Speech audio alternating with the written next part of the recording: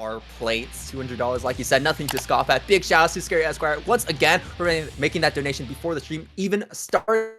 But hopefully we make that number go up even higher as we get into our very first match here. Like you said, your boy Squanto on the Potemkin, and we got Madison on the Asuka. So, for anyone that doesn't know, massive Potemkin fan, right? But then there's some times where you have to deny yourself and be like, wait, this is an amazing matchup for Pot. You have to support the underdog, right? And you're already seeing some of the main factors, 2D flick and the Garuda pressure. It's just disgusting against Asuka. And man, it feels so weird saying that, right? It feels so weird saying that Potemkin has a favorable matchup into Asuka when Asuka is playing that Zoner archetype, which is generally be better in these grappler-based matchups. But right now, Madison is showing exactly how you can win this matchup against Potemkin, despite Potemkin having tools that can kind of shut down that gameplay. Madison, a pretty nice lead, has some mana as well, so we have that shield open. So even if we do get hit, your boy Squanto can't take out Madison in a single combo. And I like the backdash chase there with the 6K. Really amazing read on the defensive habits of your boy Squanto. And we're again started, gets a clean hit, and that's a lot of damage coming into play, but thankfully mana's there. Keep in mind, without mana, TOD, right? Just died there. Yeah, that's tough. Good starter for Squanto as well. Hitting that 2H, getting another 2H starter right here as well. That's going to be dead in a simple 2 combos here. A perfect for your boy Squanto in response to that first round win from Madison. But, you know, you see the nature of the matchup. It's either Asuka gets one good zoning off and then has to play tight, like no gaps whatsoever, or your boy Squanto on the pot is able to make one good comeback scenario, and just like that, it's a win. And we're already stuck in the corner. The mana is low, so Madison has to play carefully, otherwise she will lose it. So going back, giving up the space is the correct play. I like this so far. Right, and we do have the cards that are going to be helping with that game plan as well, right? Noticing what cubes we have and that we can afford to create that distance between Squanto. And this top 5 right neutral and hit, so I like the mashup. Okay, nice. Nice, beautiful teleport. Not gonna be able to kill, but you've got a lot of resources on your side. 2D for the knockdown. Going ahead.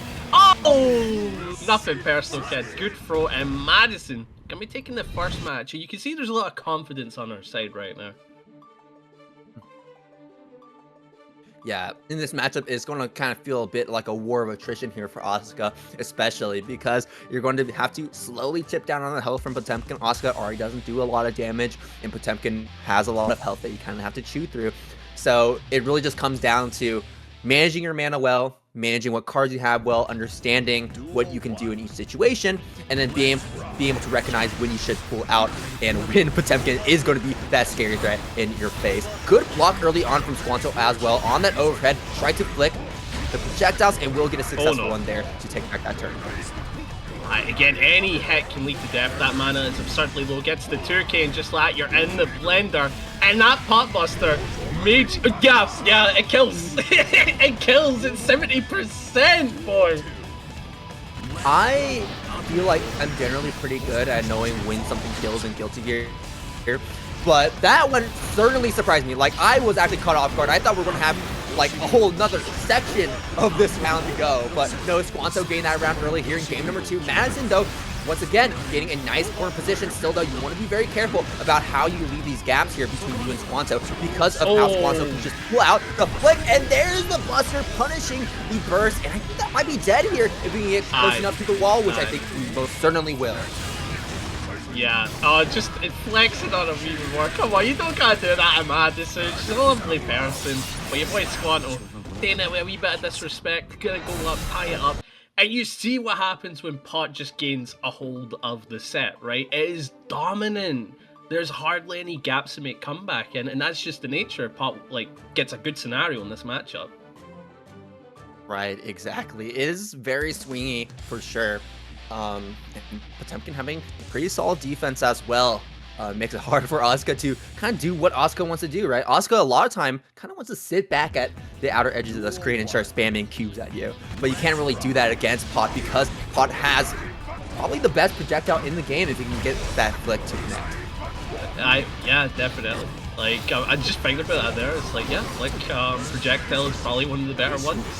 Double hitting. Oh, priority. Oh, no, that feels so bad. Madison getting that gold burst to whiff against Squanto. Flick going through. And the reason why Flick is so good, too, is not only because it has that big hitbox, but also because it's a very high priority projectile. Like, if they manage to get a Flick off, that Flick is going to go straight through whatever you try to toss out. And the Gigantic, another high priority projectile, going to be eating whatever you try to throw out as Madison gets sent through the wall. No more mana left. This is kind of a losing battle at this point. It's quite brutal. Again, if Pot just gains the reins for the round for even just a millisecond, it can feel like it's over, right? And Madison already giving up half mana just to keep the beast at bay. But with this throw, you should be able to get back some mana. You've got some good cards as well, so you can recycle. Gonna go for the throw. Okay, another mana check surely, but no, goes for the mix-up. Very nice. And your boy Squanto gonna go through the wall. Does have the burst, but I don't think we'll be seeing it this round. Good job cycling through those cards when we had that wall splat opportunity.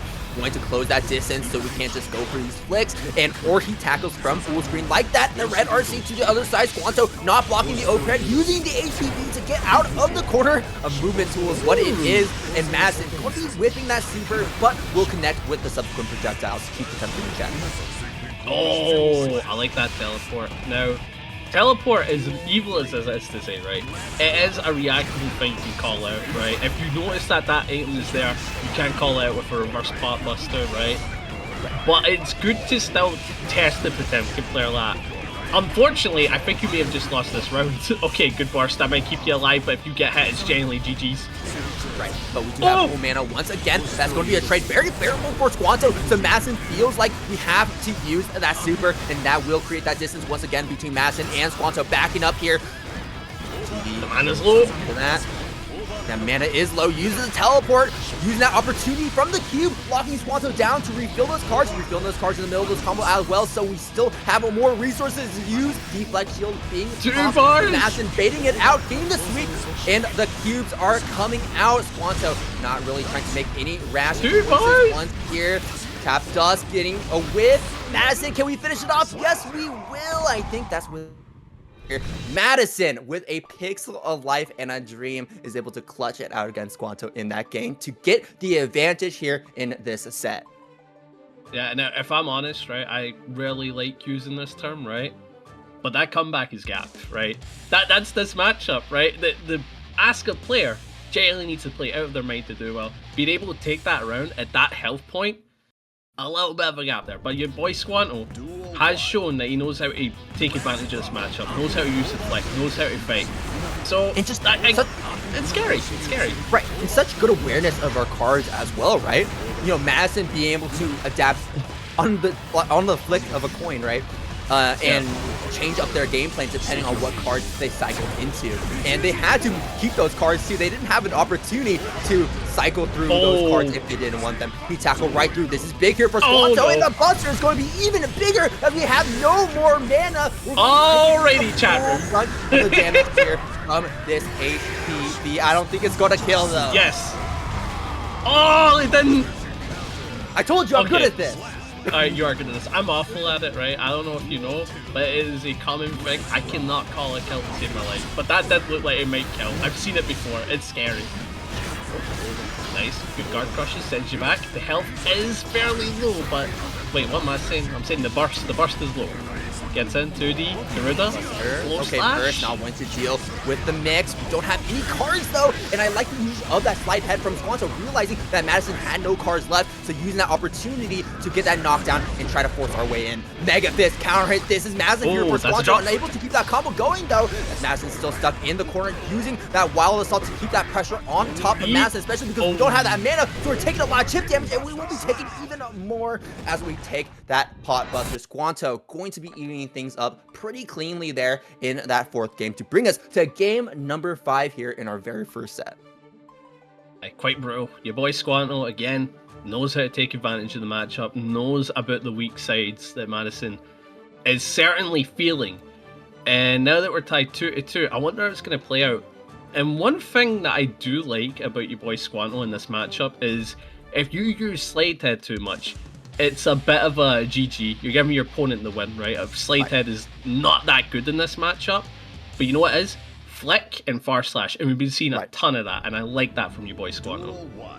Yeah, I think too that we've been seeing Madison take advantage of the fact that Squanto will go for options like slide head sometimes and use the teleport to get behind and then punish Squanto for trying to go for these options, right? So Madison also showing pretty good awareness to counter these moves from a Squanto. Squanto though powering right on through the projectiles. GG's. They into the blockbuster, and yeah, that is absolutely GG's. Madison having no more mana to protect that health bar. Again, it's brutal. It's brutal. Oh, the Garuda. You're stuck in the corner. You've got no burst, no way out, and you are stuck. Fearing for your life, knowing a 50-50 is coming at any time, and it's going to be. We don't have our GT card either. Gigantic coming out. This is going to really boost the damage of this combo. Madison now, no mana, no meter, no burst. Squanto with a full stick of health. And unfortunately, Madison could not deal with it, getting better, improving. And we're seeing such a high level at such early stages of these very big brackets, mind you, right? And that's not something you usually come to expect when it comes to seeing brackets the size of this. Yeah, again, it's quite mad. When you see a bracket the size of this, it's like, oh, half of them, or maybe like 2/3 of them are like new players, or players that are quite decent. Whereas I'm looking at this, I'm like, monster, monster, monster, monster. It's scary, man. It genuinely is. But we're letting the intros rock, you know, getting a feel for it, getting a vibe for it. And I'm kind of curious to see how this is going to play out. I feel like Kyet might be able to win this, but it's hard to catch Millia. It's very hard, right? As Axel, I think you're definitely going to be on the back foot.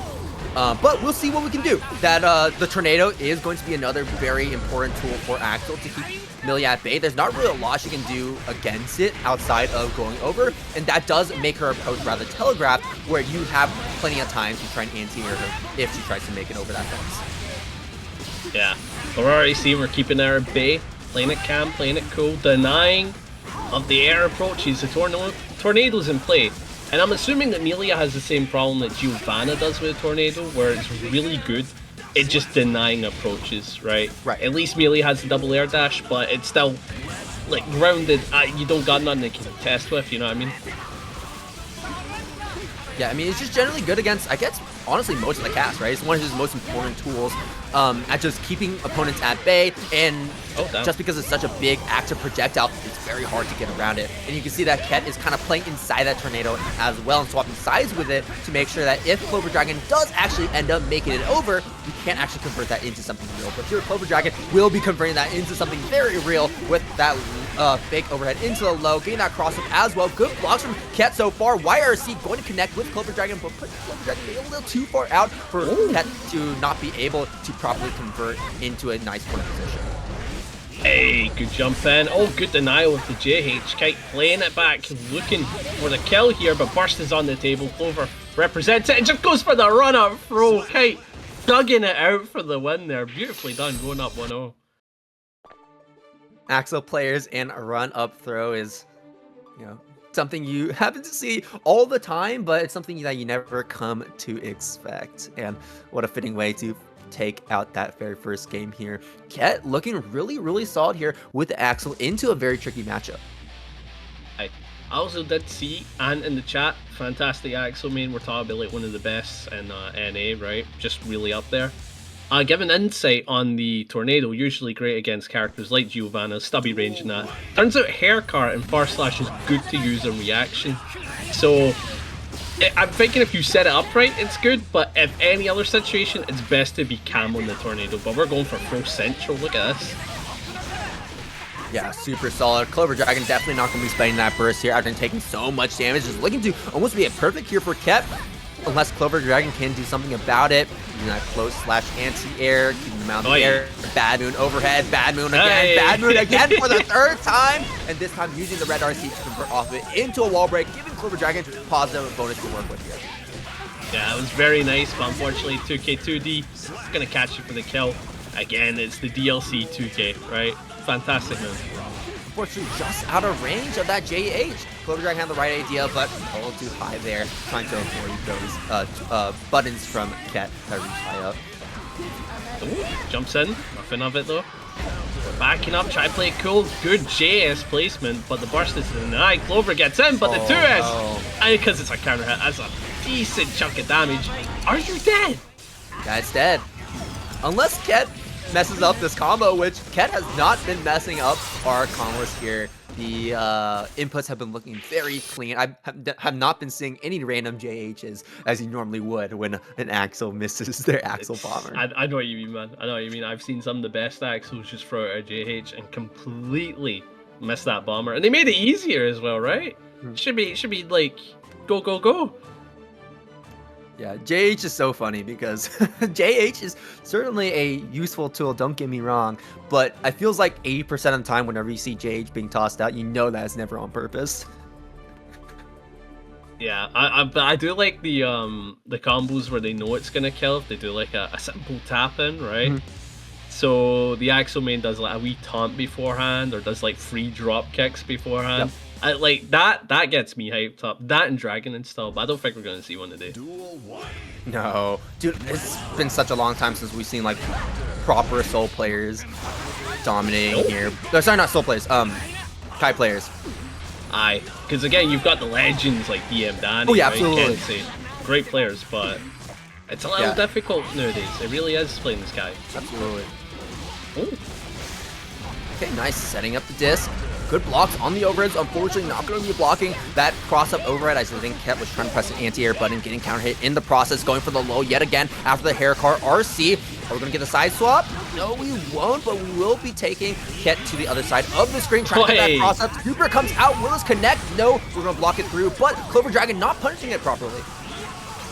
Yeah, I'm probably wary about that final bar meter because again, you don't even jump the second hit anymore. It's now minus like 30 odd, so you don't need to be optimal about that jump over. You can just block it, punish it. But because of that second bar, Clover didn't want to jump into an airflow scenario, and I respect that. Play it cool. Oh, just dashes in. And Kyet will not be spending that burst as CloverDragon is able to take this round and try to stay alive in this set. Kyet a 2-0 still, and is looking to work on that set point with this command grab. Excellently done. All right, let's see it again. All right, come on, one more command grab. Oh, good deny. Oh, into the throw. Okay, good block on the safe jump from CloverDragon, but Kyet is going to be catching CloverDragon in the legs, swooping them out, and taking a perfect there to bring us to set point. One more round to go here for Kyet, and this is a fantastic start as CloverDragon is still so unsure of how to approach this Axel. It's tricky, man. JS, 2H, 5P, just covering all the right angles so far. Kyet is just on it, not really messed up. That helps us get lower and lower. Uses the burst at probably the best timing, but Kyet, with a bar meter, it's just in a dominant scenario with that health difference. I can't see CloverDragon making this one happen. No, certainly not with this little health and no meter to prevent the chip. Kyet going to be sealing that one off with a 3-0 and taking it over CloverDragon. Year. Especially starting off with Frosty Faustins, man. I bet you're looking forward to that. Every year, right? Yeah, I will be at Frosty's. Probably not commentating Strive, but doesn't matter. I'm here commentating Strive right now. We got Kshu on the like we said, Kiri coming in from Canada here on the Millia. So we're going to be seeing a bit of a different flavor of Millia coming up on the stage. But the question is, are we really seeing this Millia be able to play the game? Because Eno is known for being a very single-player based character where she kind of just plays the game on her own, and then you're just, held holding your bag. Yeah. We're also getting our first Canadian today, so that's pretty hyped to see. I got a question, do USA and Canada get into this thing where it's like Scotland v England, where it's like, oh, come on, America, come on, Canada, stuff like that? You get into the middle of it. I think that's a very good way to put it. I don't know what the dynamic between those two are because I do not live in the EU. But I can tell you that based on what you said, now I know what that dynamic looks like. Here you go. Kiri on a pixel of life and going to get smacked by the guitar on their feet, trying to approach Kshu, taking the first round here of this set. Air dashing right on in. There's a dive kick as well. Artemis coming in from Kiri, but going to whip there against Kshu. Gets the knockdown into the no overhead. Just hits him with the disc. Capel turbo fall. Good blocks from Kshu, but doesn't protect the throw, and Kiri's going to be getting that knockdown. Oh, going for the super. You're in the air, but that is a good block from Kshu. And we're going for the optimal punish with the charge 5D, but unfortunately burst is on the table. Kiri using it perfectly and has a dominant scenario. I think you'll be able to take a round, but you gotta play around that bar meter. It could spell disaster if you make the wrong play. You know, I'm sure that we feel pretty good about taking that burst regardless, though, because that does mean that if Kiri can take this round, Kshu is going to be starting off this next one pretty favorably with more burst on the table. But the question is, how long is this round going to go? Because Kshu is holding on for dear life and making it work. Kiri going to be sent through the wall with the super. Not going to be enough. One more interaction here before Kshu can potentially take this game, and we will get it as you are put into a 50-50 guess for your life. Will it be an overhead? Will it be a low? And Kiri, trying to block the overhead, gets opened up. And it just came down to try and get that final hit, and sometimes that's the nature of the set. And usually it's Millia that's difficult to get that final hit on, you know? It's like, oh, it's Millia, she's all over the place, she's playing ground and neutral all of a sudden, she's playing air neutral, oh, I can't get that final hit. But it was Eno. It was Eno that was difficult to hit in those final moments. Yeah, just really good awareness of the movement tools that Eno has available to her, and also leaving in the note when you can, right? Just setting up that very active projectile across the screen to really limit where Kiri can approach you from. Nope. Decent damage dealt. Nice! That's pretty nasty with the chemical, able to get a lot of damage here. First is on the table, but I can't see Kiri using it. It's such a health point, 1 HP compared to 100. Nasty perfect to start off. That's just how it's going to be when it comes to playing against Eno, right? But Millia going to be starting off with S-Disc, going to connect with Kshu. No knockdown, though, as Kshu is going to be finding their way out of that corner and bring us back to mid-screen. Nice, backing up, looking for an opportunity. Oh, gets a knockdown just like Kiri's able to run with it. Deciding to play it cool with the lows. Try to open up Kshu, maybe walking back or something like that. Not gonna happen. Oh, Kshu gets a nice counteract because Kiri was a bit mash heavy on the defense. It's gonna cost them. We go up 2-0 Kshu. And looking like a potential 3-0. Yeah, it might end up being that case, unfortunately. We're not seeing as much Millia as I would have liked, but it just goes to show just how powerful and how strong of players these past two players have been into this Millia matchup, especially Kshu really showing how dominating Eno can be as a character when played correctly. And Kiri, though, Kiri certainly is not a pushover with this character as well, and Kiri can absolutely try to take a game here against Kshu, but with that 2-0, it is looking hard. We'll see if this will be a 3-0 or not. Kshu going to be taking that aggression early on. We're already seeing that little bit of violence. And because we've been seeing Milia's lose, I'm going to assume that one Millia commenter is going to be there. You know the one. We all know the one, right? So just going to say hi to them before we get into it. But Kshu already off T. Just on it, man. Just on it. You can't even say it's anything else. Just ready to play, ready to go, and just like it's a 7-point win. All right. Set point for Kshu. 2D going to whiff. We're just dancing around the screen. Good anti-air from Kshu. A bit of an awkward hit, though, as it sends Kiri to the other side, but Kshu able to instantly course correct. Deflect shield coming out, pushing Kshu out, and Kiri going to be taking the advantage here as we push Kshu into the corner, but relieving that space because we don't have the resources to maintain that aggression. And a good block on the Badman as well allowed Kshu to completely flip the scenario from taking 50-50s to giving them. And with the meter in the back, does this kill? It's going to get the wall break. Oh, absolutely will. Kshu with a 3-0, looking so dominating with this character and showing what this character can do early on here tonight. Here for testament whenever it comes to, you know, dealing with, I think it's called chive, you know, a lot of the stance-like stuff for approaching, breaking through projectiles. And then obviously our jump angle is pretty decent as well. Or you could just dash by 2K. What the hell? Did you see that? I did. Okay. Right, man. But we're already seeing SNKs off to the races. Already got the corner and is just running with it. Yeah, Testament unfortunately doesn't really have the strongest defense, so what you want to rely on is just playing neutral well. You don't want to be losing neutral with this character. You have buttons that are going to make sure that you don't lose neutral. Very big buttons with this character, 6H, 4/5H, and of course we have the projectiles, we have the crow to set up that staying state, and the bomb that gets set off as well that you gotta have to worry about if you're playing defense against this character. Using the super to get out, iDom having to hold on to that FD for his life there, a pixel of life remaining. We'll see what we can do with it as we're going to be getting that cross up and opening up SNK, and getting that staying state applied too to extend this combo. Now, despite the fact that iDom is a very well-known scene, right?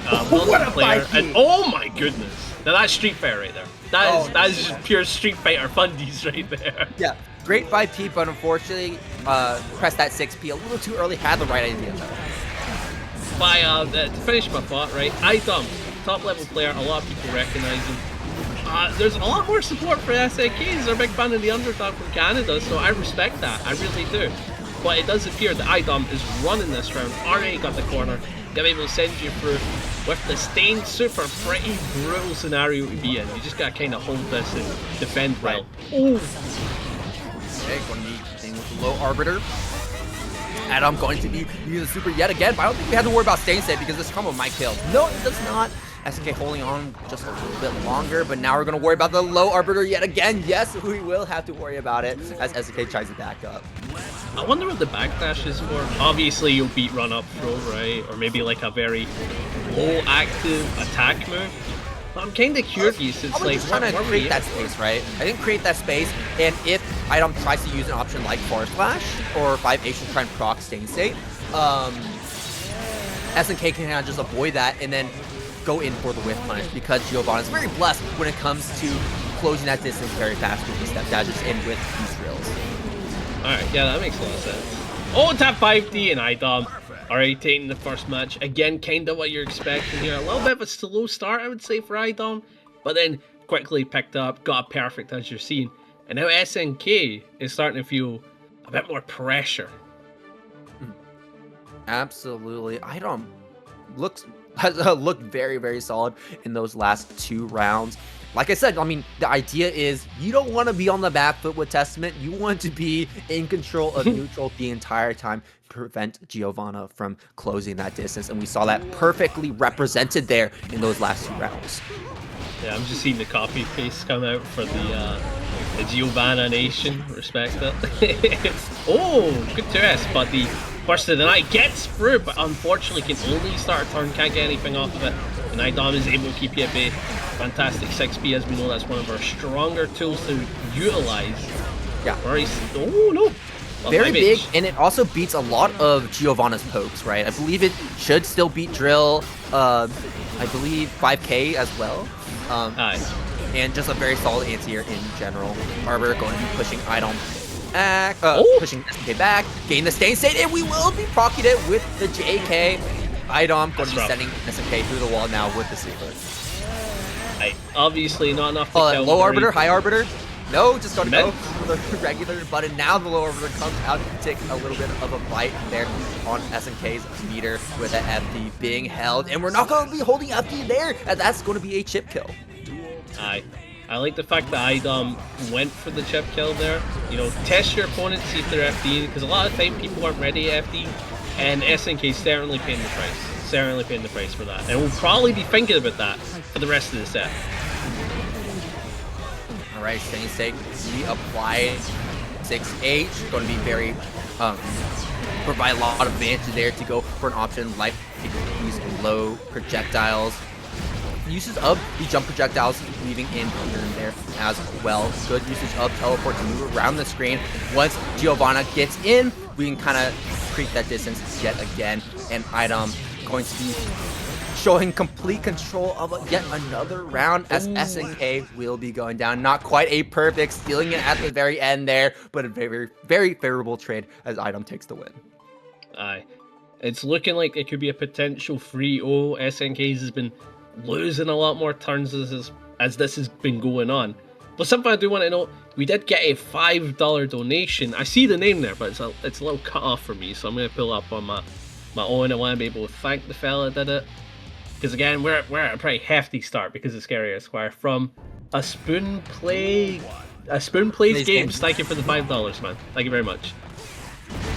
Yeah, here we go. Any donation is appreciated, especially when the matches have been so clean here. iDom showing exactly what Testament can do in the right hands. SNK, ever since that first round, has really struggled to actually get really any meaningful advantage against iDom. Hey, big throw. And just like that, time to hold the super. Put you through. Obviously, you're not dead. Low damage character. But you do have to deal with the staying state mix-up. And just gonna keep it safe. Went into the jump in, into the projectile. Just keeping it mad safe. And that should be death. Yeah, iDom on set point. Just fantastic reactions all around as well. Good usage of the 6P to check that air approach from SNK, trying to get out of the corner. And iDom immediately converting this into an early combo. Sets up the staying state very early on as well. Greatly set. And that is going to be another super wall break.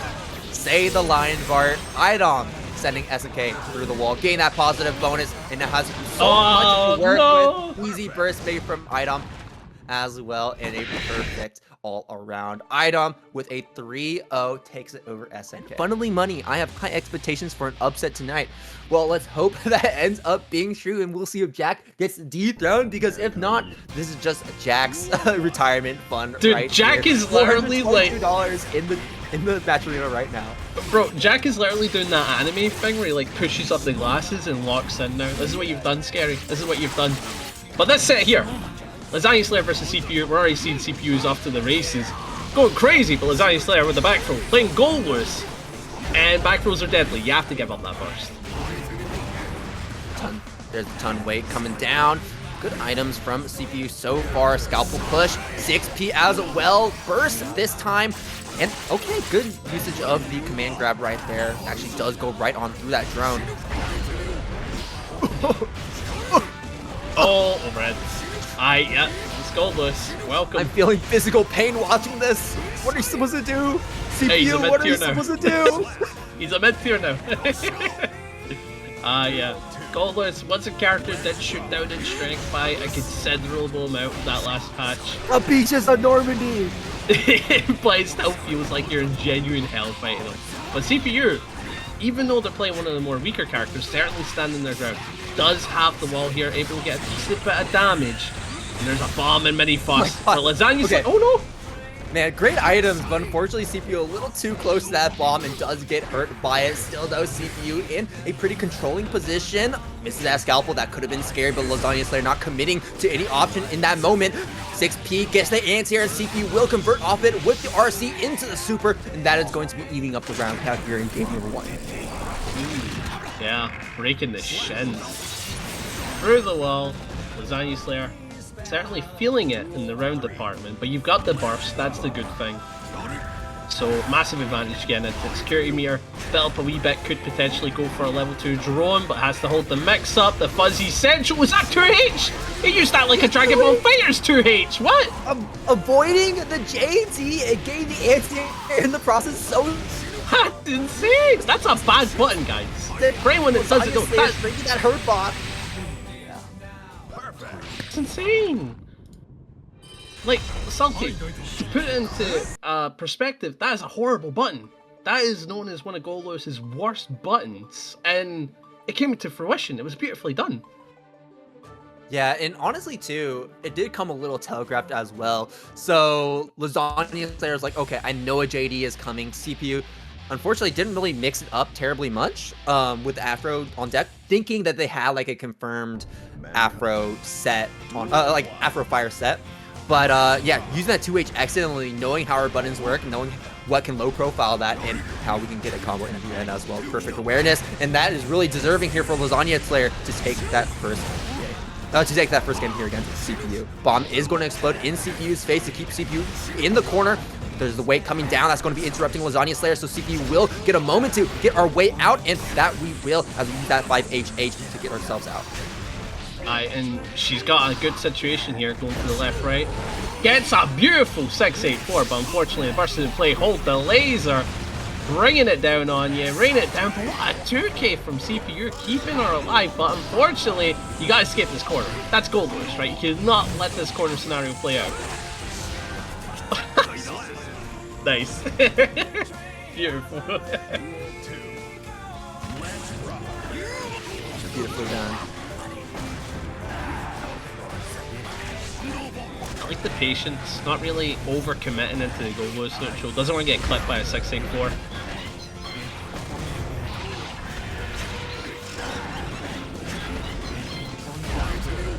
Oh, that's nasty. Using the 8 air taunts to make his way in, Lasagna Slayer murdering CPU's health. Bomb and CPU running, booking it, trying to avoid that bomb explosion yet again. CPU has been getting some good item luck by getting the bombs, but unfortunately has it feels like CPU has been getting cursed by the bombs more than anything, as we've been getting exploited a lot by them. Again, it's the nature of the RNG character. It can work for you or it can work against you, and unfortunately CPU has been on the receiving end of her own RNG, but this is actually a pretty good setup you've got going here. Afro in play. Alright, gets the Afro set on fire as well, resets it with the command grab. Yeah, Lasagna Slayer just having to hold it right there. Mini Faust comes out, but the behemoth is going to go right on through. Good jump over the Mini Faust as well, while assault for CPU to keep control of this quarter position. Burst comes out from Lasagna Slayer. I think we try to go for Skyfish, but unfortunately gets the, I think that was 6K, right? Instead. I think so. I wasn't able to catch it. It was a little bit fuzzy there for me. Oh, 2K. The bomb's in play. Gonna get ignored though. Goes for a 2P. Going low with that 248, but not gonna get anything. The health is very low for Lasagna Slayer. CPU's throwing everything in Lasagna's way. And there's the little mini Faust. Oh no, drop the combo.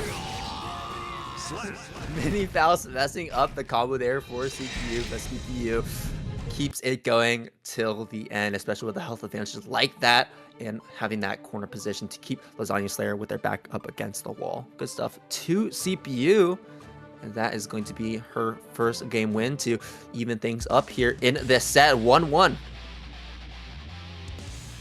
Yeah, Lasagna Slayer was probably not too knocked about that loss, because again it was down to the wire, right? It was down to the wire match, so you're probably coming into this like, okay, just lock in, play well, should be fine.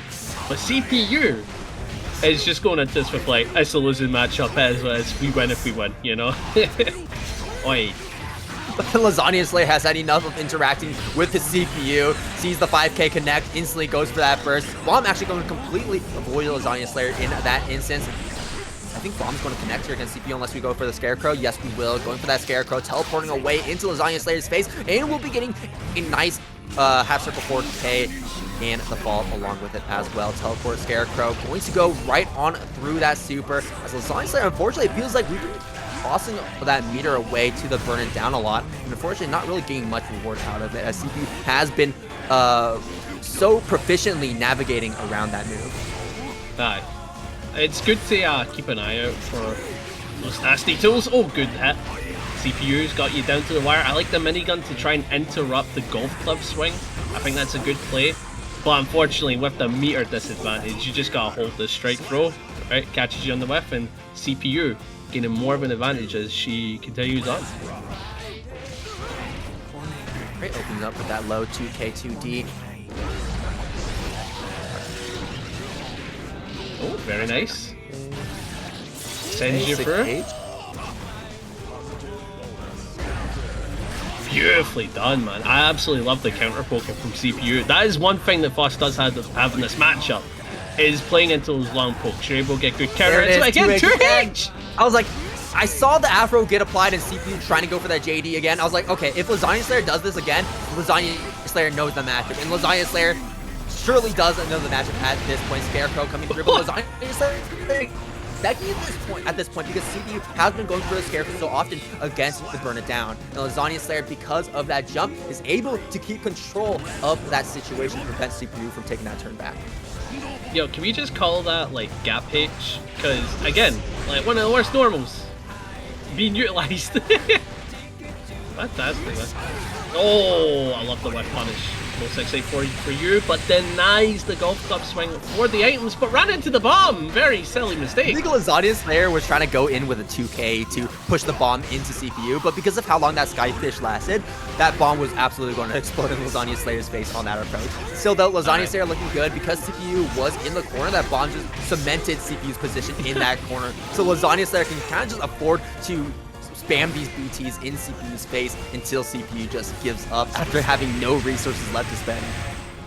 Alright, but she's stuck in the corner, trying to get out, gets the wild assault. Cross up, very cheeky with the next Vex. It's in the name for a reason.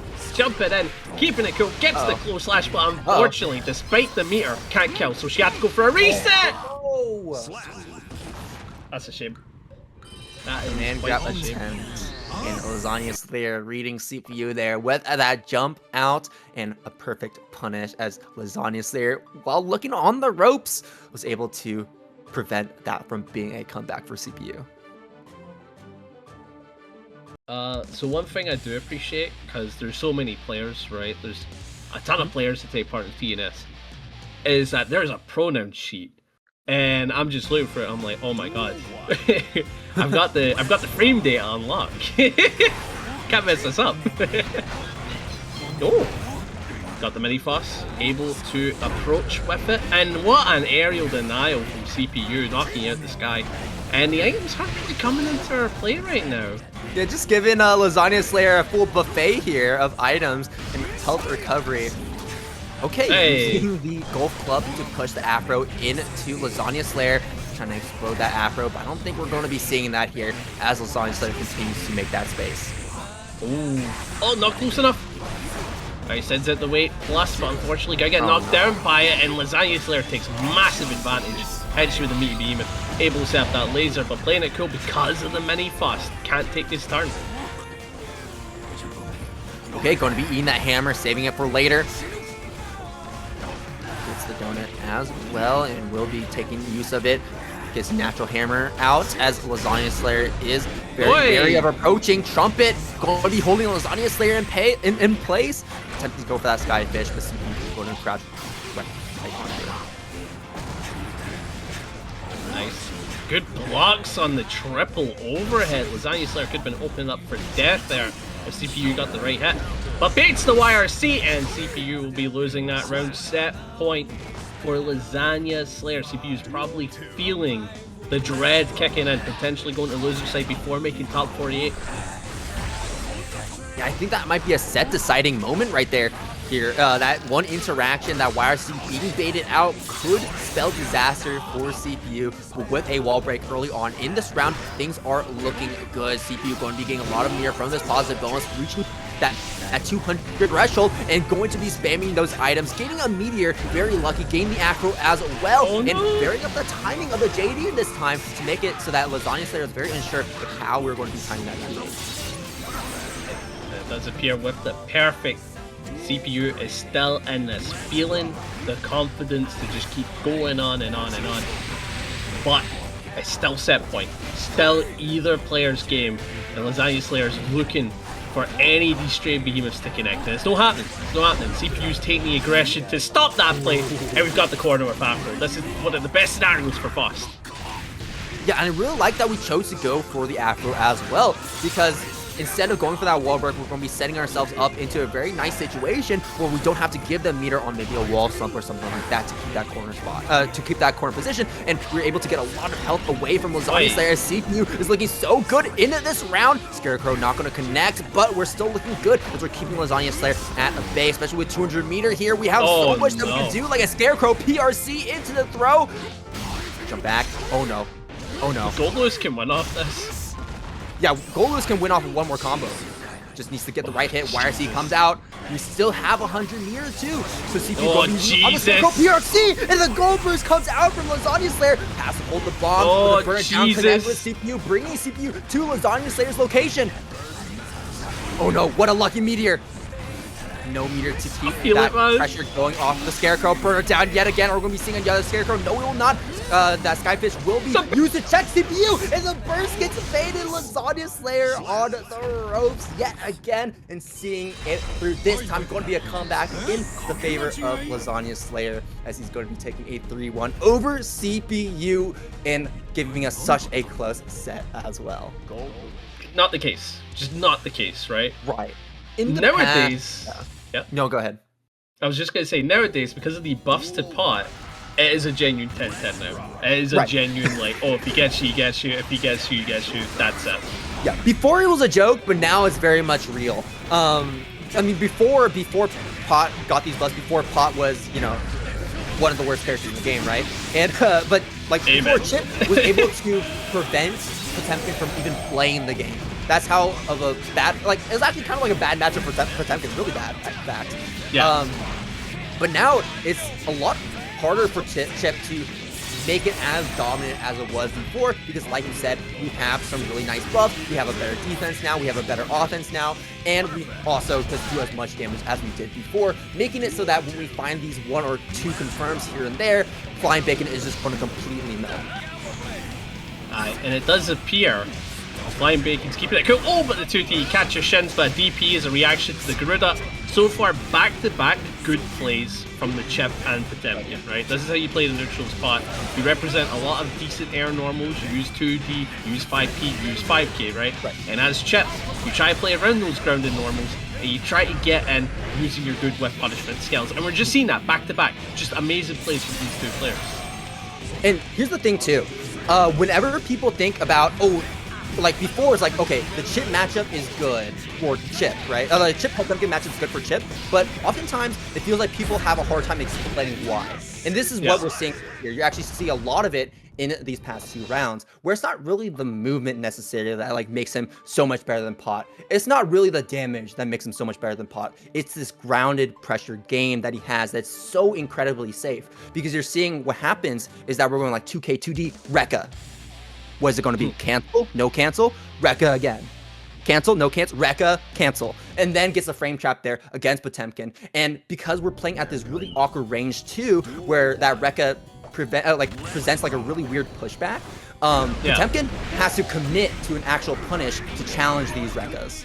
This is true, and has to commit to the 50-50. That's another massive factor. Like, don't get me wrong, Potbuster is a very strong mix-up, right? We're not saying it's...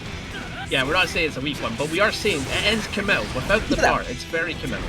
The space that Rekka created, we try to go for the 2K, but the Rekka going right on over through that 2K, just out of that range. But there it is, Potbuster coming through, Heat Tackle as well. Good burst over Flying Bacon to steal the corner from snkz, and now no more burst off came for snkz. Flying Bacon going to be sending snkz through the wall with the super, going to be getting positive bonus as well. snkz now in a really tough spot. GRC tries to go for the buster. Flying Bacon, no punish though. Good blocks. 100 meters, finds the overhead with the Rekka cancel, and that should be this round, as a Flying Bacon does not drop this combo. snkz will be having burst early on in this next round, but Flying Bacon just looking so good. Aye, and that's another thing you've got to keep in mind as the Pot player. It's all about timing the Ks, right? Despite the fact that the Ks are amazing stoppage tools against Chipp, you misplace them. They've got a lot of recovery, probably the most recovery on a kick, right? And Flying Bacon's been playing very well to that. I've seen many with 5Ks, and he's just punished it every time. So I'm expecting to see more of that, but you're stuck in the corner against Garuda pressure, no DPs inside. Flying Bacon manages to get out, and that's another good fight. Pot can't really chase a triple jumping character, you know? Has to accept that. It's cool. It is what it is. I've got the health to tank whatever you're going to hit me with. It's also hard to chase Chipp on the ground as well, as we saw right there, where Flying Bacon did that double backdash out as snkz tried to hammer fall their way in without an actual dash, and with slow buttons of our own. Potemkin can find it hard to try and chase down Chipp when we think we're in that range. Yeah. But again, we have to keep in mind, right? We have been saying it's a lot of like, oh, Chipp has this, Chipp has that, right? But it is even. It is an even matchup, right? There's factors that Potemkin has where he can just stand out and is probably fantastic in the set, right? 5K is amazing too. /F play swell's great. 2D is also a good one. Using tools like Heat Tackle, he's in there, amazing, right? Having meter with any form of play like Hammerfall, you name it, another great thing. So if he's got those scenarios, he gets the hit. Like here, It's domination. It has to play to that domination. We're seeing with the pop buster. Yeah, right there. Flying Bacon, a lot of health being taken away. But if you just play a very solid game like we saw before, this health doesn't really matter here for Chipp. And that's kind of like one of the big things that people kind of hate about how Chipp is balanced, is that he's a low health character, but he's just good in everything else, right? So, like, he plays like he doesn't have a health bar, and he just plays to win here. Okay, 6K going to get blocked excellently from snkz, but unfortunately doesn't block the overhead from the Rekka, and that is going to be that combo, pushing snkz closer and closer to death as Flying Bacon commits yet again to another overhead, and snkz getting opened up. So that slide head, that was muscle memory kicking in. The amount of times that you go to anti-air a character like Chipp with slide head because you can tank it, it tends to be a decent play, but you can't do that anymore. You can't do it's not learned. It doesn't have harbor, and I think snkz's muscle memory kicked in there and is hurting him. And RC, good block on the overhead this time around, but the elbow blade for above. Okay, doesn't block it. Okay, far slash going to get a punish on snkz, tacking on a little bit of extra damage there. Good block on that same side, pop off from the tight rope. And the RC pot buster, it coming in. Jumping, Flying Bacon, DP on wake up, unafraid. And snkz has yet to show, yet to make Flying Bacon really afraid of not DPing, right? Or of DPing. Okay, 9 up to kill. Gigantic-Kai, last ditch effort. Oh, greed, but I don't blame you. I don't blame you. It is one of the better ways to get the opponent's head, do the obvious.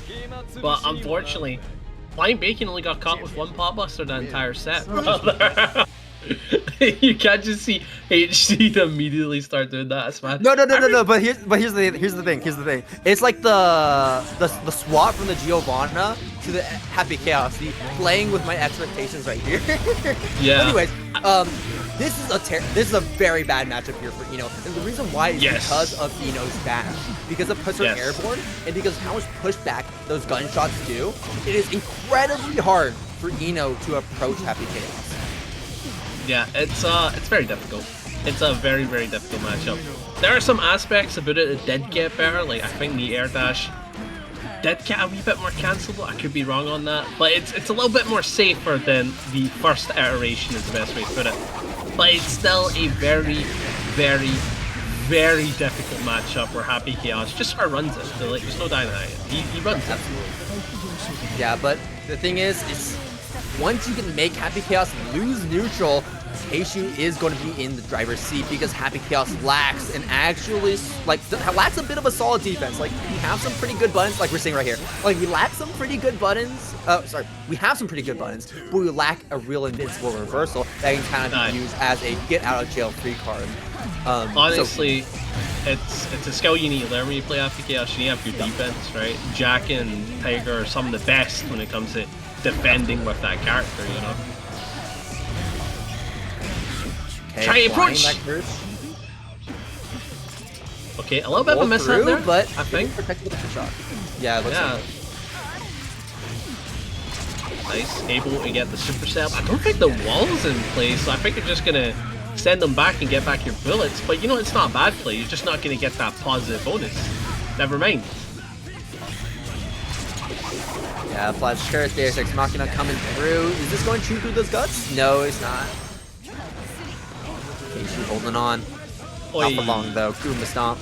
Nope, that's not Goomba Stomp. That's another one. Another overhead. Was that not J2K? I don't know. Yeah, no, that was Goomba Stomp. I'm looking at the Twitch stream. That was Goomba Stomp. That was Goomba Stomp. You didn't get it. Do not doubt yourself, my man. Oi. Very nice. Kshu saying through the wall does have a bar to work with, but no hard knockdown, so has to play the neutral clean until you find that opening. But good focus shot, able to get in. But Northkid gets the throw, and that is pretty nasty to get to the wall. Do at least have a lot of meter though, and Northkid won't be able to refill those bullets with Dexter's Machina because we didn't have the 100 meter for the super, so we're still stuck on that one bullet in the chamber, meaning that Northkid is very limited with what options he does have. Gold Burst attempt into the 6P, but Kshu using the chemical, the stroke of the big tree, going right on underneath that hitbox and taking out Northkid. So It's looking very back and forth, despite the fact that I would say North Kid started very confidently. It is looking very, very, very back and forth. Very, very, very back and forth. So I'm looking forward to see how North Kid responds. If North Kid takes this match, I think you'll get a down to the wire set. But if that doesn't happen, then I think Kshu might take it with 3-0, but that's just my prediction. That's just my prediction in the set. Oh my god, Chemical Love actually connected there just at the outer reaches of that move. Dive kick being used as well. Eno does lack in terms of really fast approach options outside that dive kick, so weaving it in every now and then once Happy Chaos has space is going to be very important to play this matchup. Ooh, very nice. Able to set up the super. Time to go through the wall.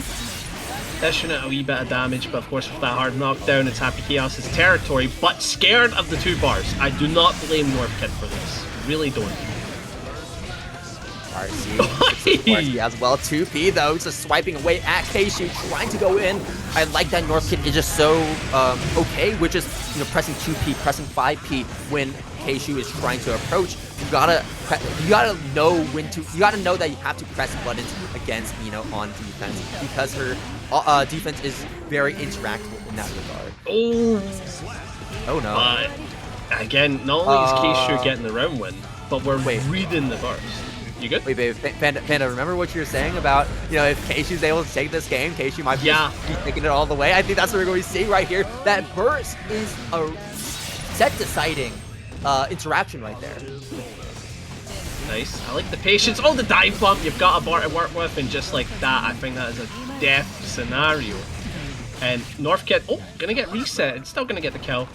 And that was with a perfect. Again, Kshu starting to gain momentum, and you can't let a champ like this get momentum. As soon as that happens, it's like they've got a different aura about them, they're gonna take it from there. So I wish North Kid the best of luck in this match, because this is looking like it's gonna be the end.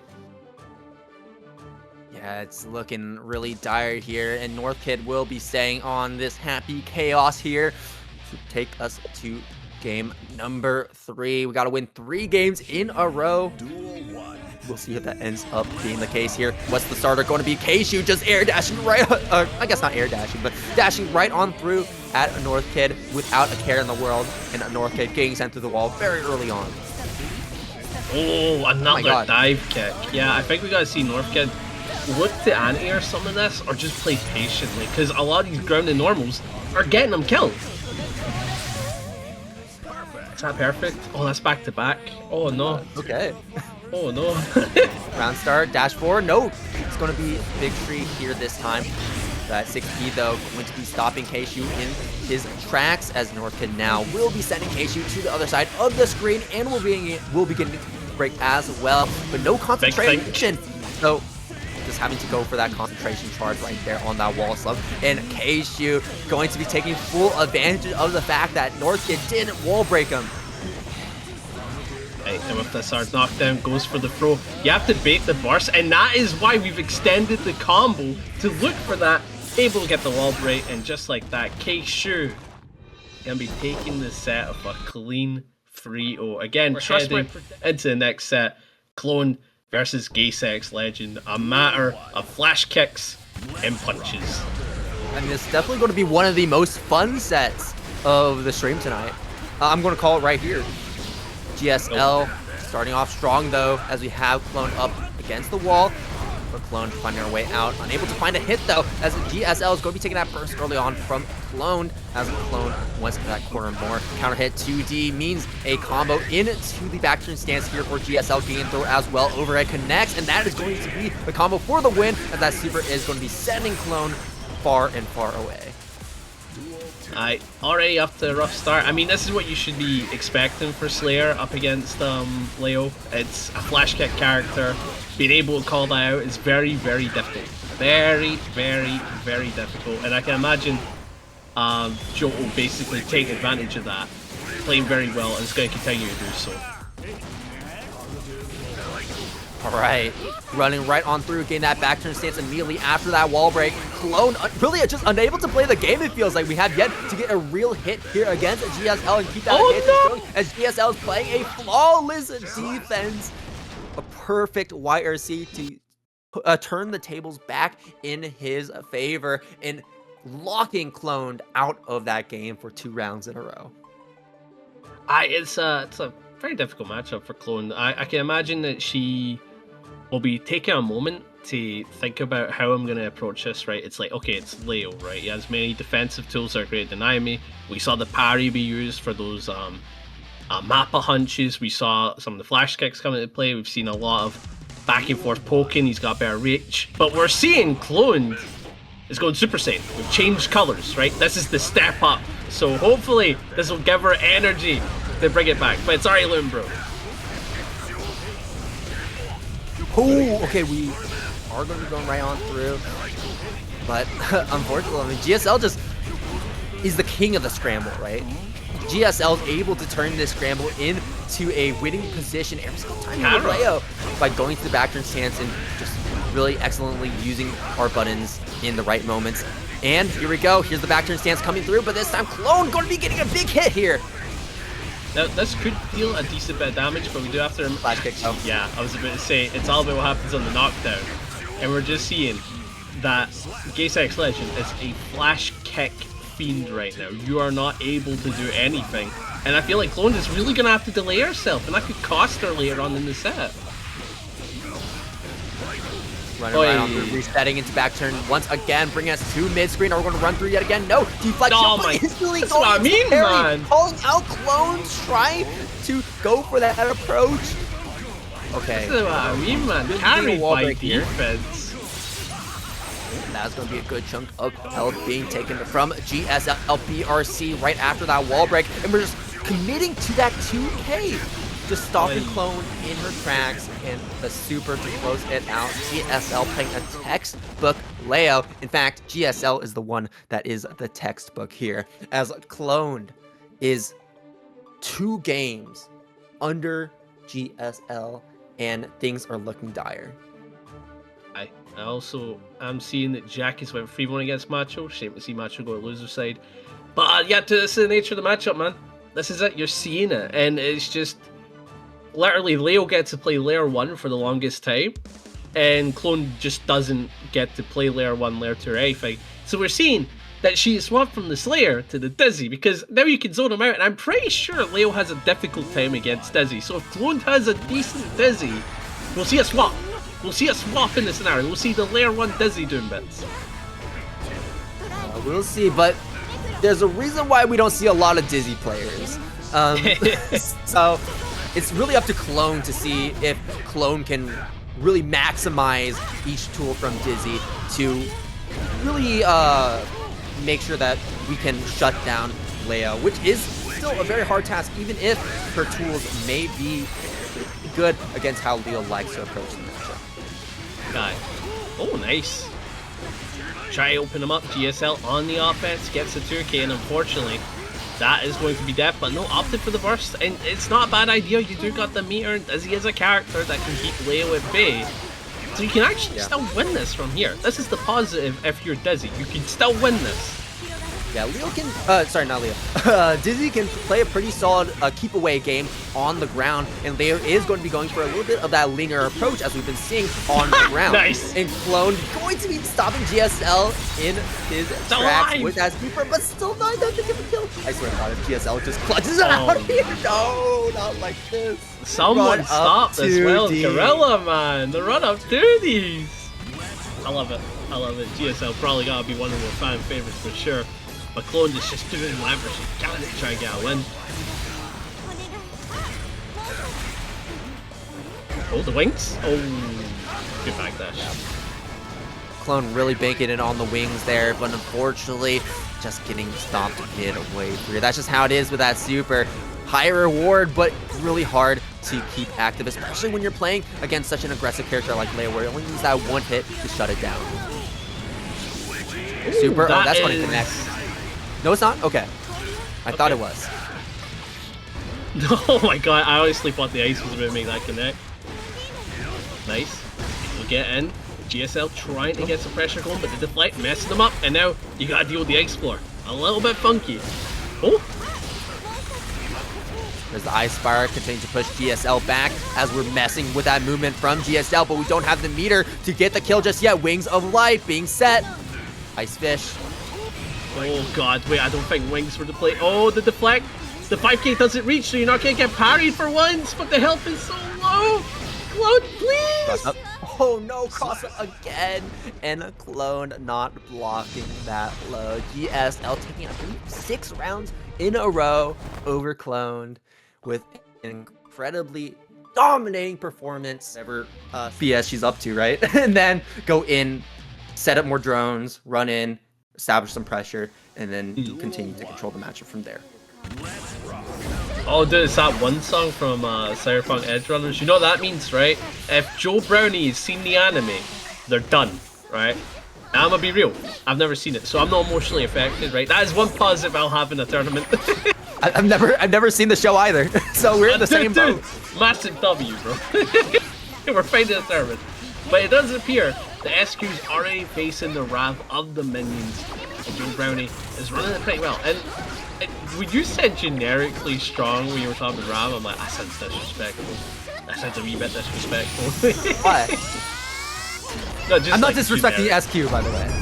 Yeah, no, I'm not saying SQ. Without that, she's lovely, right? But I mean, but like generic, you know, I'm like, hey, I said some wee bit of hate. I play Ramlethal. I play Ramlethal. Oh, okay, never mind. like, come on, like, I've played Ramlethal since, like, launch. I understand that I think she's become a little bit more unique over time, but she's still very much just as generically strong options. Yeah. That, like, if you don't know how to deal with them, you lose the game. Especially with something like Sword Toss, like we're seeing right here, and with options like being able to control mid-screen with the vertical, or I guess diagonal Sword Tosses as well. But that's going to be Elysium Driver. That's going to be a lot of damage as well. That's super known for really chunking through health bars, and that will be the first round going to Joe Brownie. Alright, my apologies. I thought I was reading like a little bit of bias against the character, like, oh, I hate fighting her, because I know I do, right? No offense. Oh, yeah. Oh, very nice, getting the clappings. Joe Brownie already leading to the corner, and it does appear we are in pressure central, but SQ not giving it that, mashes out, jumps back, catching you with that JS. Fantastic air retreat in normal. Ooh, or counter it. It doesn't connect though. Okay, but we still get the wall break in the end. Mortal Botto as well, sending Joe Brownie through the wall. Not the most damage because we didn't have both swords, but our knockdown is what's important here, as now we start the Ramlethal loop, where we're just going to continue to get these sword tosses, get a lot of meter, and then try to get another wall break. But Joe Brownie finding their way out, and with enough meter, Elysium Driver, will this be enough? I don't think it will be. No. No, it's not. Too much scaling. Yeah, again, that super heal that does too much or too little. In that scenario, too little, and it does appear Joe Brownie only needs one more clean hit. But SQ using the meter again, and we're using the burst. Joe Brownie really wants this run win, but if it doesn't work in their favor, it will cost them. Sleeper Ben, the anti-air from Joe Brownie, and protecting that fall down into the 214H. I think we had Mirror 2 RC canceled as well for just a neutral skip. Really good stuff from SQ. This time going to find that 6H to connect and 214H to close out that wall break. Yeah, and only was that a good win, it was probably the best win you could get, right? Joe Brownie gave up his burst for that win, and now he's in a scenario where it's one hit and you don't have it. You don't have, it's not there. Right. Yeah, okay. I thought we might have been seeing a chip right there. Oh, okay, there it is. Fast RC cancel into the JK overhead, just barely connecting with Joe Brownie right there. Clean stuff to SQ to take that game away from Joe Brownie after losing that first round. And while I did mention some pros in Jacko's favor in this matchup and how Joe Brownie likes to play the character, it is still not a great matchup for Jacko in general because Ram just has very strong buttons, // 5H. Even though, yes, you can use the shield command to kind of stop SQ in her tracks, the swords just reach so far they can kind of clear so much of the screen in a single sweep. Nah, we're already seeing a deadly start for SQ. I think Joe Brownie probably got knocked after that round because we did see he played his heart into it, right, without a doubt. And now we're not seeing a single take of momentum, right? We're already giving up a bit of burst. We're already getting caught by counter hits.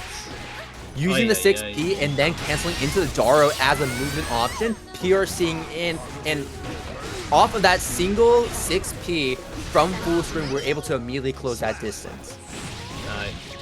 And we're just seeing SQ just like take the reins of the set so far. If Joe Brownie is gonna do well from here, it needs to be this round, I think. You need to take this round. They're already giving up first. It'll be difficult. It'll be very difficult. Oh, it's scary. 5K destroying the minion, and that's an unfortunate hit there on this from Joe Brownie because yeah, just getting that hard knockdown from that 2 and 4S. Okay, wait, hold on. Joe Brownie now has corner control. We have 1 minion out. Let's see if we can get another one out. The FD being a bit difficult to work around, but the FD kind of playing into Joe Brownie's favor right there as that pushed Joe Brownie just far enough to where that far slash did not connect. Alright, massive slam. Does have an additional bar, but we're going to save it probably for some minion pressure, if I had to guess, but minion's dead. Can't utilize him. Nescu's taking full advantage of that. Jumps in, getting the hit, getting the clean combo. But no hard knockdown. You've got to play against Jackal that has a bar. You need to wait a wee bit for yours. Never mind 2S, my goodness. No, 2S, and then the toss that caught Joe Brownie trying to do something, whether it's jumping out, whether it's running forward, or whether it's setting up a minion.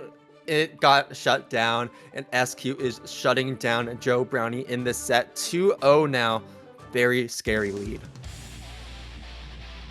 And now we are facing a situation where SQ could knock out Joe Brownie. Because keep in mind, this is losers, right? We're no longer winners, right? These are both players that have unfortunately met a loss in the winner's side. Meaning, if they lose here, you gotta say goodbye to them for the rest of the tournament. I don't want to say bye either of these players. I'm a big fan of Joe Brownie, right? Oh god. Oh, good 6P. Close sessions together. Yeah, good 6P. Checking SQ for going for another one. Ooh, a very brave tech as well. Denying that sword explosion, but still into the corner, fighting for our life. No meter from SQ though, no swords. Nice. Gets a knockdown. Comeback maybe on for Joe Brownie. Does have the bar, we're still going. Nice, able to stagger away, but SQ's not getting opened up, and unfortunately FD'd out, so you can't kick the minion at you. And now SQ at death's door could potentially lose it if a hit comes into play. But Joe Brownie looking hard for it, gets it at 5D. Comeback could be on from this. You needed this first round. And there we go. That was a Jacko round, stealing away that meter from that very long block string, preventing SQ from escaping with a reversal, trying to prevent as much chip damage as possible. Counter hit, close slash, burst bait as well. This is a deadly year for Joe Brownie, as that is going to be critical health almost immediately here. Oh, very nice. Yeah, SQ gonna get the kill, and now it is set point. And the question comes into play. Can Joe Brownie lock in? Or is SQ... Oh god. Or is SQ just gonna end this? SQ just playing so solidly, great awareness of what's on screen as well when it comes to these minions and how we're trying to destroy them. The Ondo usage as well, not only being used to check Joe Brownie trying to set up these minions, but also being used to catch these minions if Joe Brownie tries to throw them forward, and clearing that space, clearing the path forward to approach Joe Brownie, sending Joe Brownie through the wall. We got that positive bonus. JS does connect, and we find these sword explosions to connect as well. Burst comes out, it doesn't matter. 5 destroys the minion, destroys the minion again. All these minions just being deleted. Oh, the 2D! Joe Brownie and able to keep a single one on screen. Yeah, and it does appear that SQ only needs one good hit. With the air throw, not enough to do it, but one potential hit, able to do it, but oh, still alive on the counter hit, did confirm the combo, and now SQ's working hard for it, but the air throw is what's going to be ending the set, and Joe Brownie, unfortunately, is going to be knocked out of TNS 193, the first elimination on stream, and it's a shame because... Weird. Like, Nagoriyuki, I feel like he hasn't really changed that much, where he should still be good. Like, he should still be played a lot, but I guess other characters look a little bit more, like, look a little bit better. Like, Grass is greener on the other side, and Goldlewis is one of those characters that a lot of Nagoriyuki players have kind of defected too, just because of how strong he is and how he can just kind of shut down the game with these BTs. I haven't seen the Veracruz go to Frosties. I can't wait to see how he tears up the NA side. I'm looking forward to that. I always like a wee bit of chaos. But this set, Nubenheimer, not on the Potemkin, not on the Nagoriyuki, right, as we've seen in previous history, right? Goldlewis, ripping the Goldlewis, when I would argue he's at a very weak point compared to those two characters. So why the Goldlewis? Well, we'll see what that decision, like why we made that decision here. And we might be seeing a little bit of it right here. So that damage is what we're looking for. And this corner control is what we're looking for as well. Super, but it's a very slow super. So iDom making sure that we have 50 meter to back up that super to make sure that we don't get blown up if Nubenheimer is able to block it.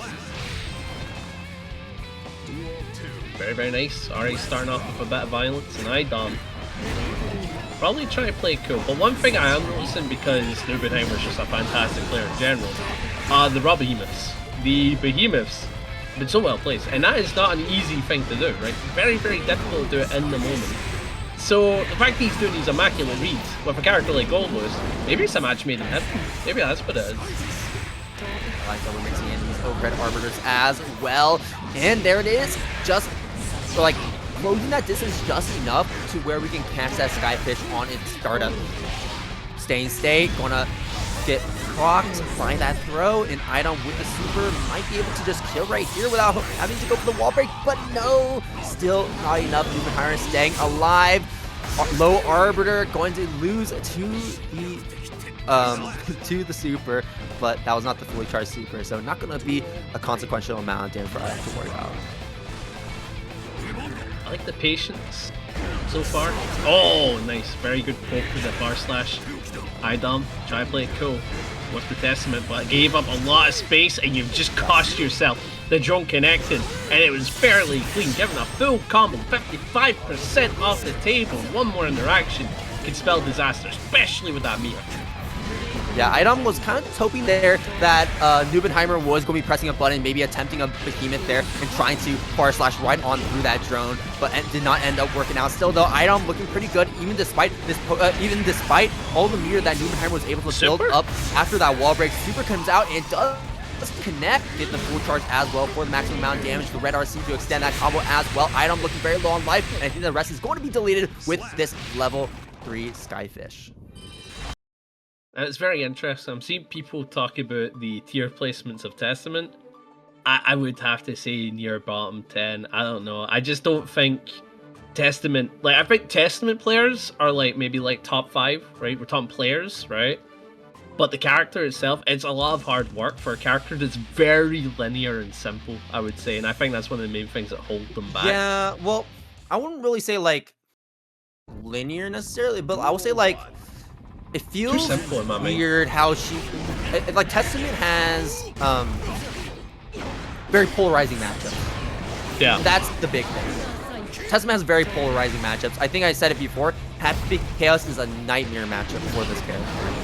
And unfortunately, as Testament, you have a lot of those nightmare matchups. Where even if Testament can be pretty good in the right hands, like we're seeing here with iDom, it's tough to really see that through. But iDom makes Testament look like we're way better than we actually are. And you've got to keep in mind, this is one of the good matchups for Testament, or supposedly, in theory, good matchups. But Goldlewis is in a game where roaming cancels exist.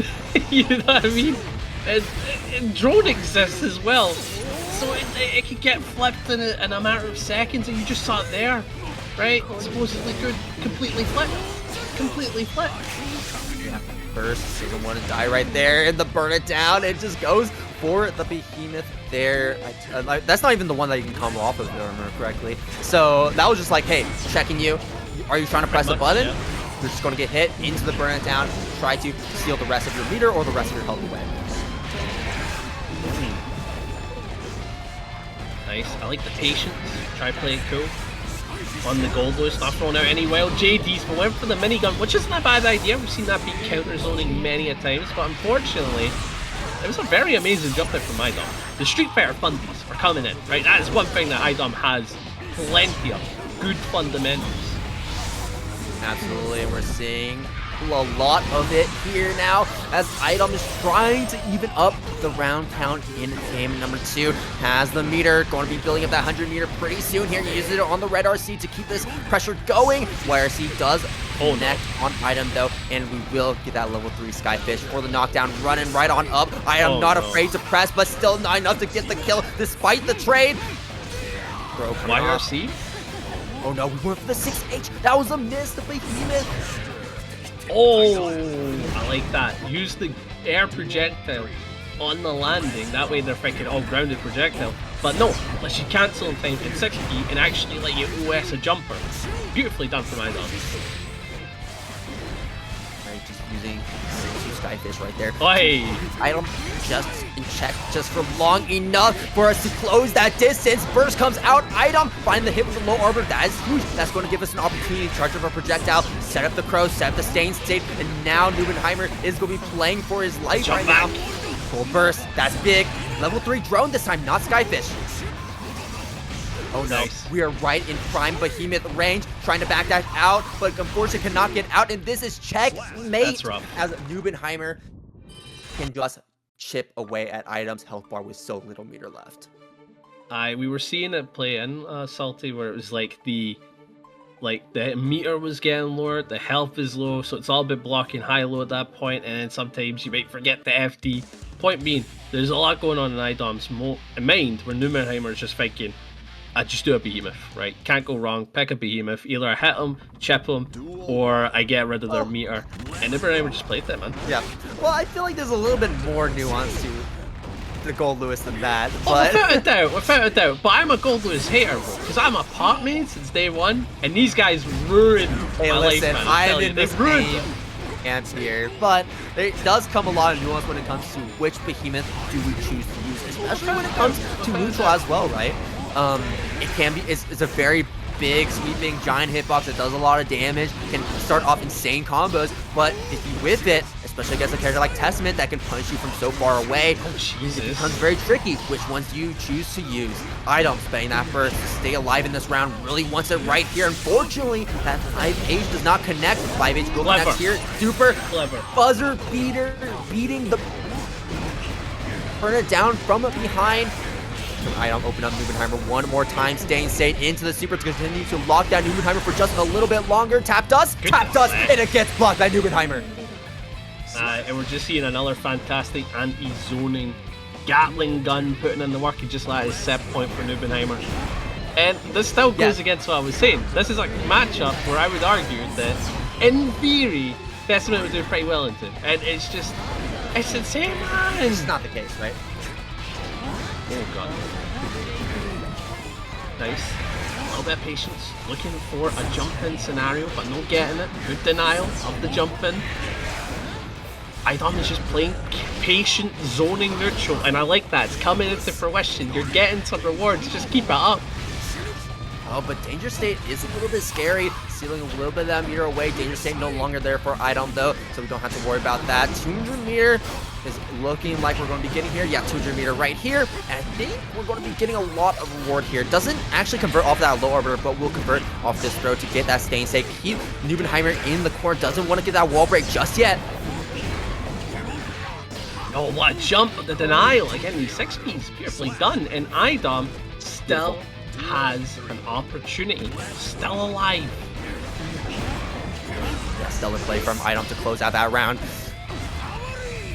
5H, ending off that block string. Oh no, that's a little bit rough here, BTs.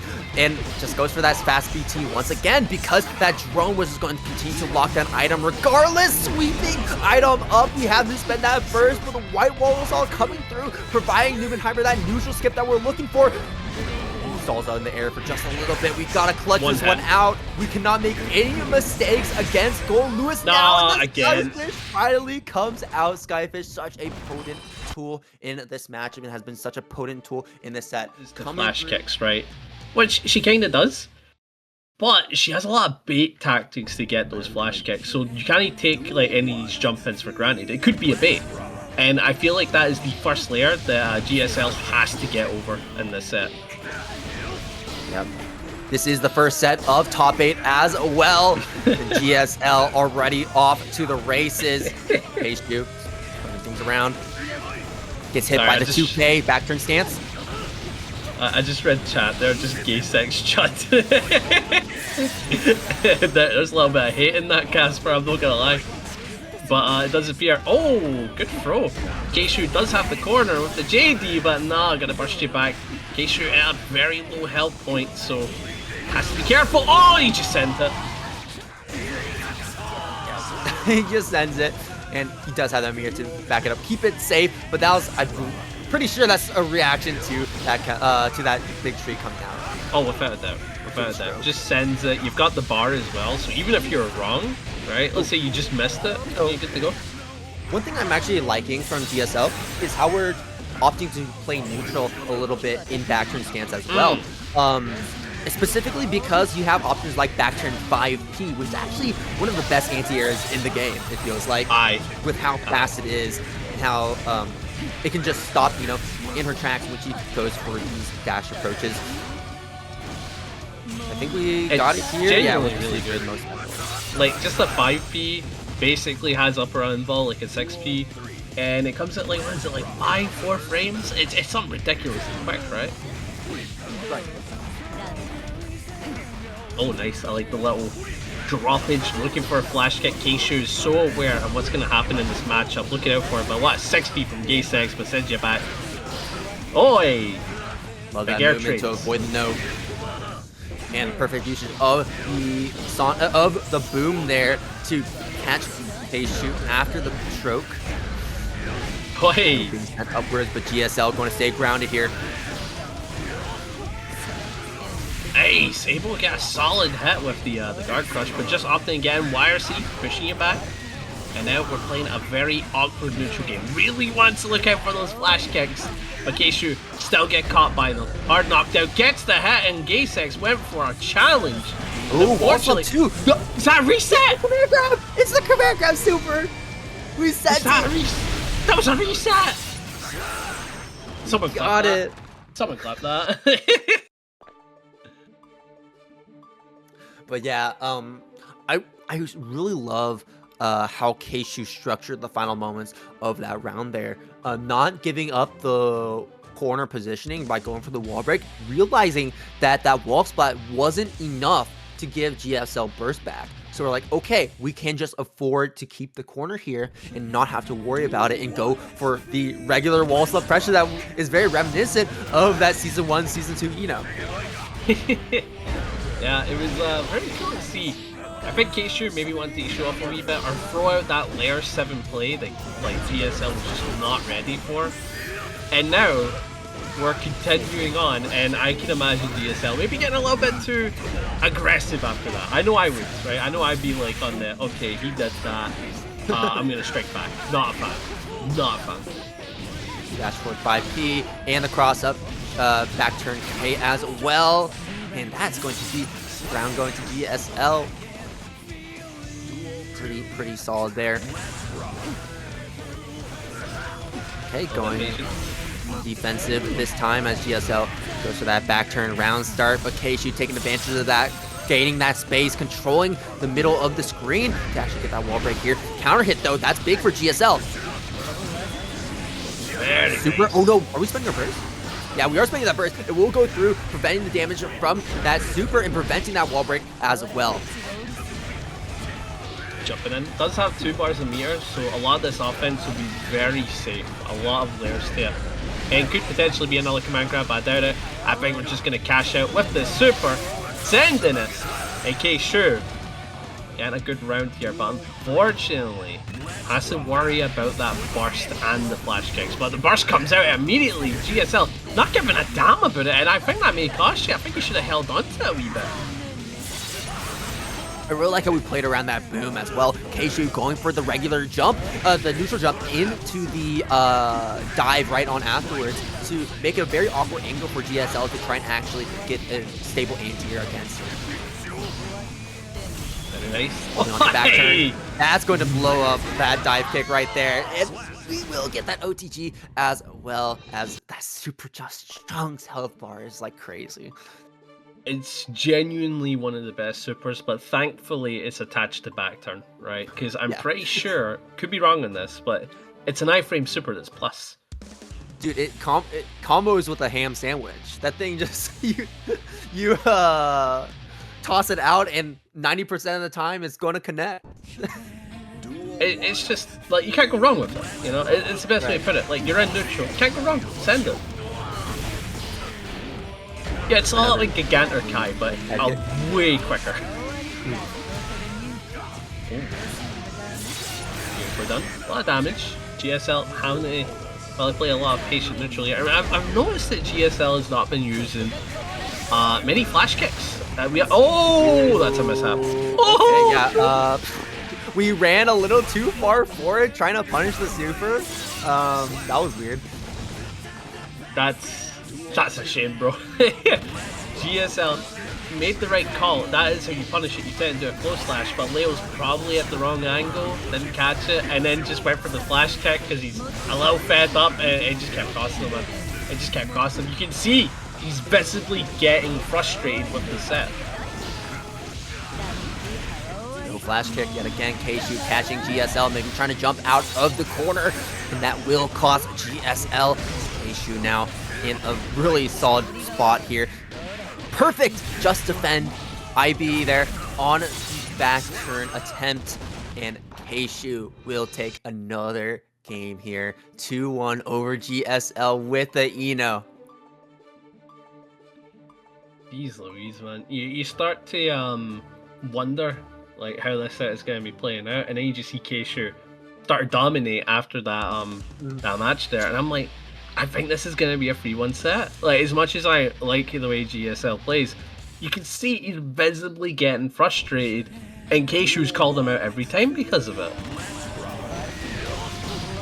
Okay, though, but I like that micro movement there from GSL, backing up just enough to make that stroke quick, and then going in for the punish. Both bursts being expended here. We'll be playing a game for just a little bit. GSL going to be getting some meter here from that wall break. And Kshu perfectly using these dive kicks against GSL to take our turns here. Oh, beautiful counter. Able to get a lot of damage off this. We are sitting on 2 bars of meter, so Kshu can't take anything that he does for granted here. Yeah, the super. Oh, that was insane. Yeah. That was the correct decision there from Kshu as well if you want to get a guaranteed punish, because GSL had that mirror to back it up if that connected with a red RC. Yeah, you're gonna lose that round, and there was just so many good plays there, but in the end Kshu took it. And it feels like GSL should have. It really does. Yeah. Oh, the dive and another perfect use of the dive kick once again. Just, you know, whenever GSL tries to pop those booms, we just go right on over and catch GSL with their hands tied behind their back. And I like too that Kshu also tried to weave in the stroke every now and then as well, just to throw off GSL, expecting another dive kick. Yeah, a pretty brutal scenario. Has to kind of hold the mix on this one. It is the back turn, doesn't have any meter, so has to play cool. Beautiful not JD, stance D to get the parry, not enough to kill, but 1 HP. Stroke this time, and that does catch GSL low. Oh my god, are we gonna win here? And then, like, this won't be enough to kill here, of course, right? But now we have hard knockdown, we can go for a safe jump, meaning that flash kick won't do anything, and then the flash kick finally comes out. Why did we do it there? Because he was like, we got by layer 1, I defended the jump, and they're gonna get aggressive, but Kshu, like a mind reader, like someone who understands mentality, it's just, I'm imagining he's like, this is gonna be good experience for the offlines. But enough about that. Jack has to play into Lasagna Slayer, who's slowly becoming one of my favorite Goldlewis players, because I've seen this man like grow up in front of me, man. Like, I've seen like this fella become like a top level Goldlewis. In fact, same with Jack. I think he used to start in the back overall. I think about it. Point being, 2 fantastic players with a great legacy. Right. Only one can move forward, and right now Jack is making a statement in round number 1, saying do not mess with the king. This is what happens when you mess with him, as Lasagna Slayer is back up against the wall, facing Jack with all these resources here, all these bullets, has that curse, creating that space, coming to approach quite well with solid attempt, but gets blocked out. Jack going to go for that Deus Ex Machina, getting that wall break, refilling those bullets, refilling the meter, probably going to refill the concentration as well with a little bit of that time. Tries to go for a throw, no, instead just waiting it out. No perfect today, but we don't need a perfect, we just need the win. Yeah, I can see Jack being the dominant one in this set, without a doubt. But I can also see Lasagna Slayer maybe try to get a win off of these comebacks, right? Because that's the main way you're going to beat Jack, right? There's no way you're going to beat him from the get-go. He tends to be very dominant right away. He's fought a million Goldlewis, right? We've seen that a million times, so a lot of experience in Jack's side. I like to wait for that jump in between that behemoth to reset the pressure, because we have that drone coming in to back up Lasagna Slayer, but Jack just not folding, using the meter excellently. Great usage of the double jump as well in the J2K, trading with Lasagna Slayer to create some more space. Oi! A deflect shield from Lasagna Slayer, and that BT coming right on through to chunk through Jack's health bar. We still have that burst available on the side of Jack. The question is, will we choose to use it? We're not going to use it because I think we're just going to win without it. Taking him to the corner. There's Deus Ex Machina. Are we close enough for the wall break? I think we are. I don't even need it. Don't even need it. Would have killed with or without the wall break, but it does appear that Jack was almost starting to see what Lasagna Slayer was made of, right? We were almost seeing that comeback. I saw it. I could sense it, but unfortunately, not going to start just yet. I have to wait a little bit later. Right. Game number 2. Game number 1 going pretty quickly, pretty confidently to Jack. Lasagna Slayer try to make something happen in that round, in that second round, but Jack's still playing so solid despite being in what by all odds should be a bit of a difficult losing situation. Skyfish being spent, that's going to be giving Lasagna Slayer a free ticket in on Jack here. Good shots. Try to play it cool, able to get in. This is going to be quite a decent bit of damage. You've got the super, you're going to get the wall. But the main thing it's all about is that hard knockdown. But your resources are kind of low. I don't know what Jack's going to do with it, but he's not going to give a damn. Going to just go for the approach and just keep it going. That's usually what happens. Whenever Jack gets that wall break, especially the hard knockdown, he's going to be running right in and playing a rushdown game with Happy Chaos, because his pressure can be so strong, and it gives us lots of opportunities to like press buttons and create time to refill those bullets in between these blockers. And again, it's super interesting because like there was a lack of resources for Jack, but he still kept go.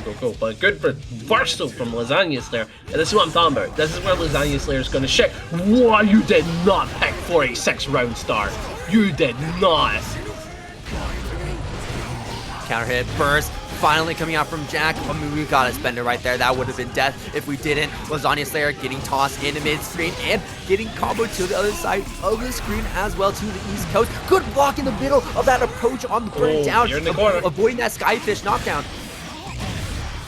Okay, again, that round start though, that is the equivalent of a Potemkin doing Garuda round start. I just want everyone to realize how much of a bold play that was from Lasagna Slayer. Absolutely bold. Derpy. Oh, wait, that's dead. Don't have burst anymore. That's dead. Yeah, that's dead right there.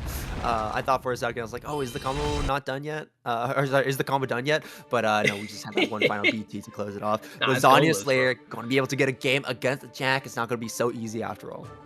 Nah, this Goldlewis fella, bro, you can convert off of anything, man, right? He gets an aerial JP. That's somehow going to get into a 50% like behemoth combo. That's the nature of the guy. Yeah, he's like the modern Saul. What's up? He's like the modern Saul. You know when Saul used to be known for converting off everything? You know what happened to that fella? What happened to him? We can't be comparing Soul to Goldlewis now. I mean, like, they're both bruisers, you know? I mean, yeah, but does Soul have BT? No, but he does have a DP. Ah, see? Still 2 letters. But that's different. You're right. But we are seeing that Jack is going to be taking the well here. A massive round start, certainly on Jack's side. Nobody's giving up the burst, and I feel like that is kind of a bad play from Lasagna Slayer, because you're going to have to give up at low health, or you're just going to have a burst efficiency where you just don't use it, and you're kind of, you know, you're not utilizing the tool where you could have had way more. You know what I mean? I think we're just going to go for a ship kill here. Well, yeah, we're just going to go for launch Happy Chaos. Holding that if you close your eyes. Holding onto that reticle on Lasagna Slayer like we're going for an L-Belt unblockable. Oh my goodness. Calling back to the extra days. Give her back the sniper rifle, guys. Jesus Christ, no. And someone who's played Exarch for like maybe 10 hours, that's rough, man. That's rough. Oh, there's a bar meter on the side of Jack getting able to utilize it for the 6p, but you've got no resources. But never mind, they're right back at you now. Lasagna Slayer's trying to get right back in. Using the burst, aggressive burst, not a bad idea, but you've got to beat Jack's burst. That's the next problem. Right. Some block BT, that's going to be a favorable trade for Jack. Rolling right on through to keep that strong Oki and try to go for a throw is going to get swept up. Lasagna Slayer going for the best confirmed though. So Jack going to still be alive, still hanging on. This might be a wall break here. Absolutely will be a wall break. Gaysexlegend letting it rip. Killing those bullets. Here we go. Our knockdown. Nice. Oh, able to get the full combo. Lasagna Slayer. You have to say bye to you for this match. Jack is up 2-1. And now we're in a very, very, very tough predicament for Lasagna Slayer. Because we did see he's starting to get his pace a wee bit. He's starting to understand what to do against Jack. But Jack always adapts and goes to the next layer. And that's the tricky thing about Jack. There's never just one point he's playing at. There's multiple different points you've got to keep up with. Yeah. And it looks like you have him on the ropes, but it always feels like he's always keeping a cool head, keeping it in control. And despite having low health, it's like it doesn't even matter. Just pressing 2P is like, yeah, no, I know I can get out of this. I know this is probably going to trade at worst, and I'm going to be able to get myself out of here. Here we go. Oh, that's going to be an early wall break right on Jack. Not even going for a curse though, surprisingly enough. Yeah, probably didn't feel the need for it, if I had to guess. Good tech.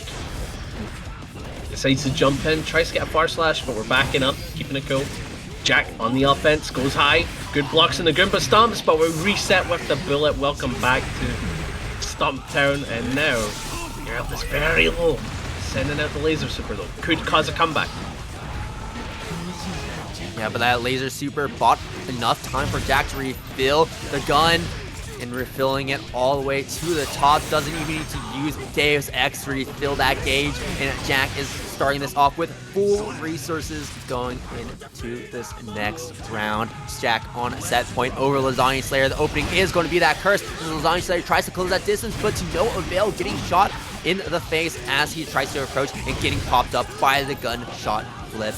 Jack sending Lasagna Slayer through the wall, getting that positive bonus. BRC forward, what's it going to be? 5P check to keep Lasagna Slayer on the ground, and that burst coming out from Lasagna Slayer, but Jack just continues to push that aggression, catching Lasagna Slayer as he tries to approach on the ground, and SX is going to reset that situation into a very favorable position here for Jack as he still maintains that burst. Again, set point, man. With that health deficit, Lasagna Slayer can't do much but try to get a back throw and bait burst, but Jack has mirror, Jack has burst. He doesn't give a damn if you got laser, he has a revolver, and he's going to go up 3-1. Slow buttons.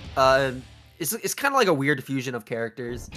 And I don't really think she's like regarded terribly high in terms of like the tiers lists of the characters and how the meta is shaping, but still can be a pretty solid character in the right hands. And she, like big buttons, like we're seeing right here, can definitely be good at just keeping the opponent at bay, especially with the fireballs weaving into it as well. MacMens though, going to be pushing that aggression as always. Going to get hit though, and SYMPHUUKAI is going to be dealing some extra damage here, keeping them at bay once again with these fireballs, with these lasers, and making it hard for MacMens to approach. I remember seeing Unika's 5H for the first time. I'm like, it looks like Goldlewis should have that. Just like the hitbox on it. Oh my goodness, you are dead. Yeah, super repair attempt there, but SYMPHUUKAI just way too far out. Also, we got Rokumon played as well. Absolute banger. Oh, Playing it cool. Nice, beautiful far slash. Of course, Unika can convert for hard knockdown. Going left side. MacMens gets a good defensive backdash, but unfortunately caught again for the approach. Does MacMens know how to approach in this matchup? Probably not. I mean, think about it. How many Unikas do you know, right? Right. And then next step, how many Unikas do you know that can beat? Oh my god. It's so funny because how these past 2 rounds have been playing is that we just have MacMens sitting in the corner and SYMPHUUKAI is just pressing buttons and wailing on MacMens' block. And then MacMen, Peter, I'm going to go for the parry and we'll see what happens. Yeah, parry super do be a parry super. Oh my god. Oh my there god, we go. still 1 HP. not enough. SYMPHUUKAI holding on. Spin I like the fish. staggers. No, Oh. throw coming through. SYMPHUUKAI maybe expecting for an option like spin coming through. Nice, good jumping. Goes for the throw, well tech, but just sends the Fujin. Not a bad idea after a throw tech. You'll either spin a normal, or you'll hit them before they do. It's not a bad idea. Just send it. Good defense. However, safe. Can't punish. Yeah, it does feel a little bit weird. Like, I feel like MacMens is definitely a little uncomfortable in this matchup. Like, we saw that 2P right there. Yeah, it looks like he's not used to his spacings. Like, he isn't sure what to hit with. And Anji, if he hasn't used a bar slash, is a fairly stubby character. Very, very stubby. Will not be able to hit in some of these scenarios.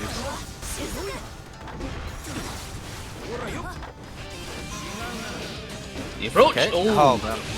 Good 5P. Oh, good JP from SYMPHUUKAI catching MacMens on that approach, and that is going to be it. SYMPHUUKAI just walling out MacMens for the entirety of the 2 rounds that SYMPHUUKAI won there with Unika.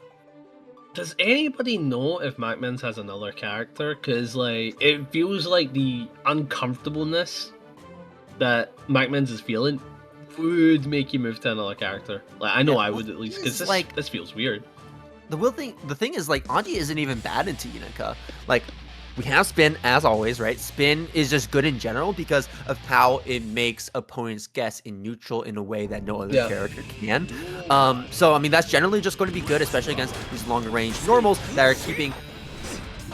And also, we saw MacMens use it a little bit before, but also using the forward momentum from Fujin to close that distance that SYMPHUUKAI is trying to create on block.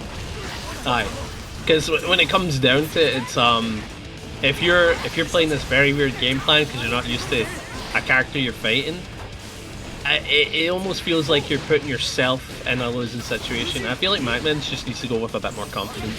Throw out more 2S's when you're mashing, you know? Like, just go for the longer reaching bunch. You know she gets pushed out a lot of time. Take advantage of that. Okay, burst comes out from SYMPHUUKAI here. Good call.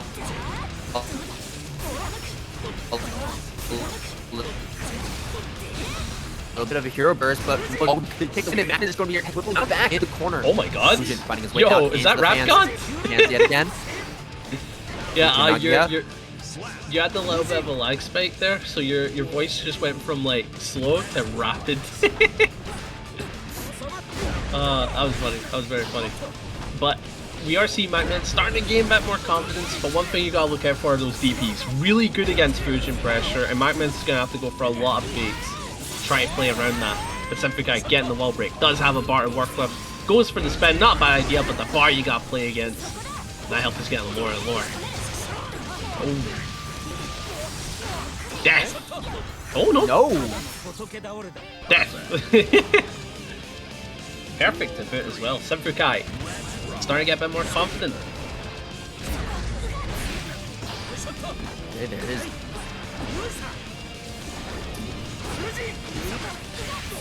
Oi! DP.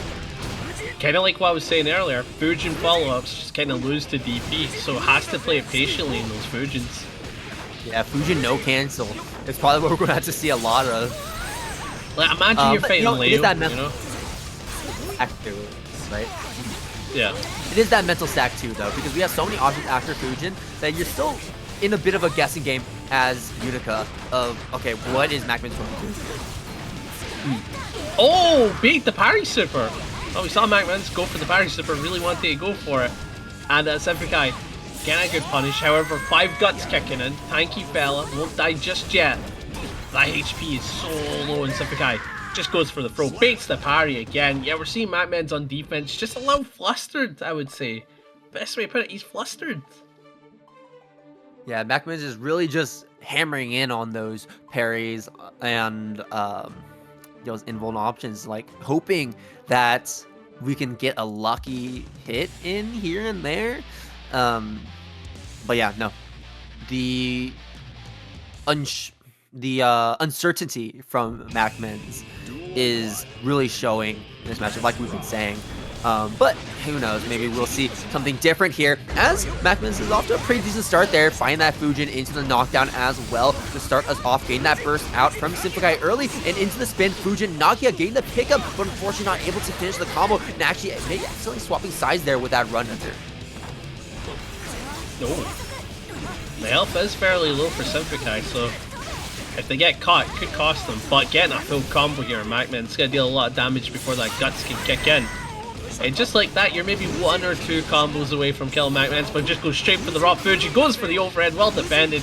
Bump true block string gonna trip you up. Oh. Okay, yeah, got the burst back, but a little too late because we got it back off of that wall splat. So MacMens now 1 round up over SYMPHUUKAI here, staying alive here in this set, trying to prevent this 3-0 victory from SYMPHUUKAI. Burst comes out against the Fujin, and now we're back to neutral. Spin coming through, trying to cancel into the Fujin, but SYMPHUUKAI still airborne, so we're able to punish and take back our turn. MacMens now in control. And this is what we want to see from MacMens here as Anji. This is what we're trying to do. We want SYMPHUUKAI in the corner. We want to spam these Fujins and making SYMPHUUKAI guess what follow-up are we going to go for. I think it was just constant Fujin offense, just sending it. And now SYMPHUUKAI taking their first loss, and probably in a bit of a deep thought. You know, it's like the Unika wasn't really failing me. It's just MacMens is starting to get a bit more of a pacing, a bit more of an understanding as we continue on. Not afraid as much, so maybe pepper in a couple of DPs here and there, try to stuff some of that momentum. That might be the play. Might be the play. 5k just barely whiffing. SYMPHUUKAI not able to find a hit either, it's running a little too slow. Laser's going to catch MacMens, trying to backdash out. Backdash again, and the laser catches the backdash from MacMens here. SYMPHUUKAI really just calling out these escape options from MacMens. 6P, nicely done, but DP on Wake Up is going to push MacMens back to mid-screen. We'll go back to playing neutral. Parry super this time will connect on SYMPHUUKAI as we try to go for that meaty. We have 100 meter as SYMPHUUKAI, and we're going for a very aggressive Wake Up option there. Gun depper in forward, and looks like we might be able to get the kill here. No, not quite. Oh, beautiful throw. Just like that, SYMPHUUKAI on set point. MacMens making some pretty good plays in that previous round. However, SYMPHUUKAI just hitting a little bit harder. Good far slash whip punish. That is one thing the Unika will certainly have over Anji. Further reaching pokes. Can actually do a whip punish game plan. But if any of those pokes are spun, GG's. And we're not seeing MacMens gonna go for it in one. And here on the forward slash, I do believe SYMPHUUKAI not gonna be able to kill. But you're going to get that 1 HP scenario. One good confirm will end this. Oh, okay. And that air button just making it right on over that fireball. It is a bit of an awkward angle that Unika is firing that off at. So being able to just clear that pretty easily. And SYMPHUUKAI clearing that last bit of health from MacMens pretty easily. Into top 8 it seems. It's going to be playing against Hee Ho here on the loser side of the bracket. Hee Ho, we kind of talked about it a little bit before. Hee Ho on that Millia. We saw SQ on stream earlier with the Ramlethal. Another one of the awkward matchups for Millia, seems like. We'll see what we can do here, as SQ does have really good buttons to try and keep Millia at bay. JS being one of those big buttons, right? But SQ, because we threw that S sword already, means that we can't really contest Hee Ho in the air as easily as we would normally.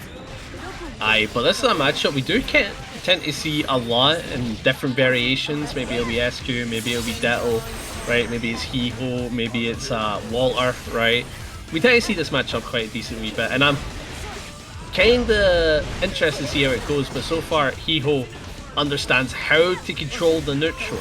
It's certainly putting in the work, but going for the area, bring it down the earth, and SQ getting caught in a lot of these neutral pokes. About to face Steph. Oh, gap hell. Yeah, perfect usage of the cap hell. I don't think that was, I don't know if that was on reaction, but, I mean, just perfectly used to go into that blind spot of the Mortal Botto. There is a very clear blind spot when it comes to that super, even as big as it is. So good job avoiding that. But you also have to make sure, like, hey, you know, you gotta be very wary about avoiding a lot of things that Ramlethal is going to be tossing out because how much damage she can do as Millia has so little health. I think SQ might be able to get the kill here if we go for like how no, just go for the Mortal Botto. Not enough to get the kill on Hee Ho just yet. One more hit. Oi, this is getting a little awkward. We'll do one more interaction. SQ with the throw, gonna get the kill with the perfect.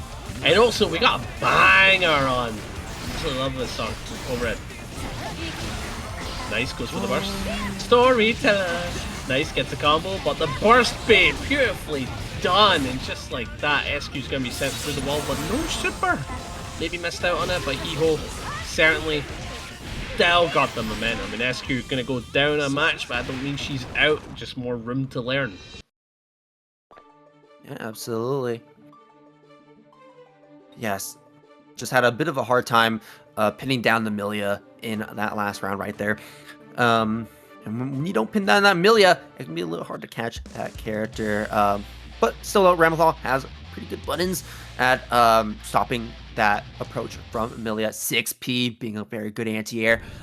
Once again, I said before, JS being very solid as well. And we have options like AP being very fast, pretty big as well. And wall out Hee Ho as well if you get close enough. Yeah, and there it is. We're seeing that JP being used, but that movement from Hee Ho will get ourselves into a safe position. Capel just being really hard to work around regardless. Yeah, but you are correct about that. JP's a fantastic walling tool, and when you use it in the correct places, you can maybe get confirms off counter hit, or maybe you can just deny approaches. And despite the fact that Ram has probably one of the better air buttons in the game, being JS, being able to contend with that is fantastic. Absolutely amazing to have. Great attacking as that JP to wall Hee Ho, lock him down to the ground, and pretty much set up a guaranteed S sword toss. Well, what's the bad thing? Oh, a lot better. One more hit. Oh, but missed the Batman! Oh no, I mean SQ was gonna block it anyway, but still. Yeah, that's gonna swing that, swinging the game back into SQ favor for just a little bit. But fortunate with that little health, can't make a mistake, and Millia can just do a. Millia's just death by 1,000 cut, right? Millia isn't terribly hard. 2K2D into disc. That's gonna be wall break. Yeah, straight for the wall. Gets the big combo. SQ gonna be sending you through the wall. But Hee Ho is sitting with all the resources in the world. Can do whatever they want in this scenario. But unfortunately gonna get clipped by the bomb on the sword. Gets clipped again. Did you even get to use your 2 bars? Instantly confirming into that Mortal Bottle as well, so we can get our sword back instantaneously off of that situation and just going to toss it immediately once we can push Hee Ho a little bit close, close enough to the corner. Good air throw to start us off. SQ sending the sword, S sword out, sending the A sword out, and getting the flip to connect with Hee Ho. That's going to be a wall break with the Mortal Bottle, regaining those swords. Here we go. Here's the loot with Ramlethal. We get positive bonus. We toss the swords. We play some corner mini games, and then we get those wall breaks in a row. That's going to be the burst from Hee Ho, denying that second wall break. But unfortunately, this low health means that it's going to be hard to try and attempt this comeback, especially now that Ramlethal has both those swords, meaning that this neutral is going to be very solid. Yeah, oh my god, but the HP is so low for Hee Ho. I can't believe they managed to stay alive for as long as they did. But SQ, she will be the one to take that game. We're tying it 1-1. And I got a question for chat. I couldn't find it in the frame data, aka the pronouns page. Does anyone know what Hee Ho's pronouns are? Would really appreciate it if anybody knows. But so far, fantastic set. A lot of good back and forth, 1-1. And I'm kind of curious to see how it develops from here. Yeah, absolutely.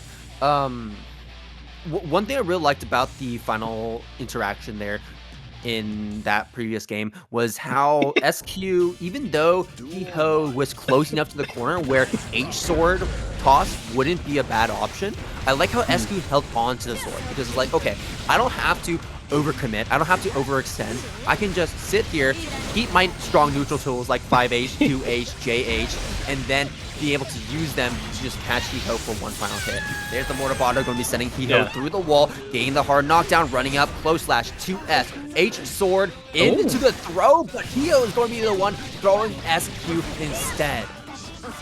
Yeah, I just want to take a moment to appreciate chat all making the same joke, being Hee Ho. But thank you very much, thank you guys, means a ton. But it does appear we're getting a lot of good back and forth, and SQ has to try and play it cool, but the 16 should pull you out of the sky. That's an anti-air too. That'll surprise anybody. And now Hee Ho tries to get him, but what a JD from SQ. My goodness. What a JD! Okay, ending the combo off with the Rekka string. We're done. Okay, I feel like we could have attempted to go for a burst bite there, but SQ just content with trying to finish her food there. Unfortunately, not going to be able to see it through. Hee Ho weaseling through those normals and getting that final hit to connect. Artemis being a little bit tricky for SQ to try and catch, so Hee Ho will be winning the first interaction of this round and actually dealing a surprising amount of damage as well. Yeah. Oh, sends on the Wild Assault. That's actually pretty decent. The combo will be extremely scaled, but it's all about that positive bonus, right? Oh, 2 bars of meter on the side of Hee Ho. How will we utilize it? And it doesn't appear we're gonna get hit. My goodness. Yeah, held on to the H-sword this time to go for a bit of a different pressure sequence, because that gave us access to 6H, meaning we have access to like different frame traps and different sequences we can do there. 6H connecting with Hee Ho to send Hee Ho through the wall with a simple 214H to end it all. Oh god, such a banger. I'm trying to stop myself from singing along, bro. I'm gonna be so honest. I know I'm not supposed to commentate. Such a banger, honestly. Oh, good. We're the players that are playing Heavy Day, man. Oh, man, dude, that's another banger. But sadly, we're gonna have to listen to Birthday Train later, because I saw the lasagna slayers up, and I'm like, oh my goodness.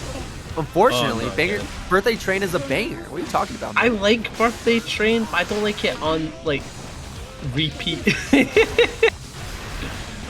Like, yeah, I think you're just weak of mind. Maybe. Weak of will. Weak will. Maybe, bro. With the British Train. Okay, let me ask you. Ratio for every Grand Finals of DNS. What is the percentage of it being Birthday Train? Or Crawl, actually? Well, it's because Red Eye I'm not playing Birthday Train a lot, so... Yeah. I guess you have Red Eye I'm not to blame for that. But, Hee Ho now getting one more game over SQ, making it pretty darn close here, 2-1, but both players just continuing to trade round after round and keeping things pretty even pretty consistently. That's actually got me curious now.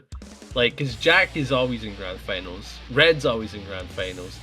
What is the percentage ratio of Birthday Train and Crawl? You know what I mean? That'd be funny. Yeah, that's got me curious. Yeah, I don't know. I mean, I guess we could probably go back to the records to give that a check, but that's for another time. This is the frame data that needs labbing, bro. I need to know. But it does appear that SQ, already off to the races, getting so much damage on the board, gets a clean hit in the close slash. I think caught Hee Ho going for a jump. Not enough to kill, but the HP is so low for Hee Ho. I like that we went for that earlier 214H ender before we hit the wall, so we wouldn't get that wall break, and we would be able to extend for one more combo. Still wasn't able to enough to kill in that moment, but we're able to get a lot of damage on Hee Ho in that moment there, which is very impactful, especially with how much chip damage Ram can do with these sword tosses, and that sword explosion hit cross up there as SQ went for the flip. Oh, goes for a good jump in. Not able to confirm though. Hee Ho looking to try get in, but it's a lot of hit and a whiff, and SQ's able to take advantage of that. get in the corner, gets a hit with the Rickens, but the burst to deny. Hee Ho, lone resource, lone health, has to be careful, as any comeback could cost him his life, and SQ just got the corner with the Barbawaka-Pel.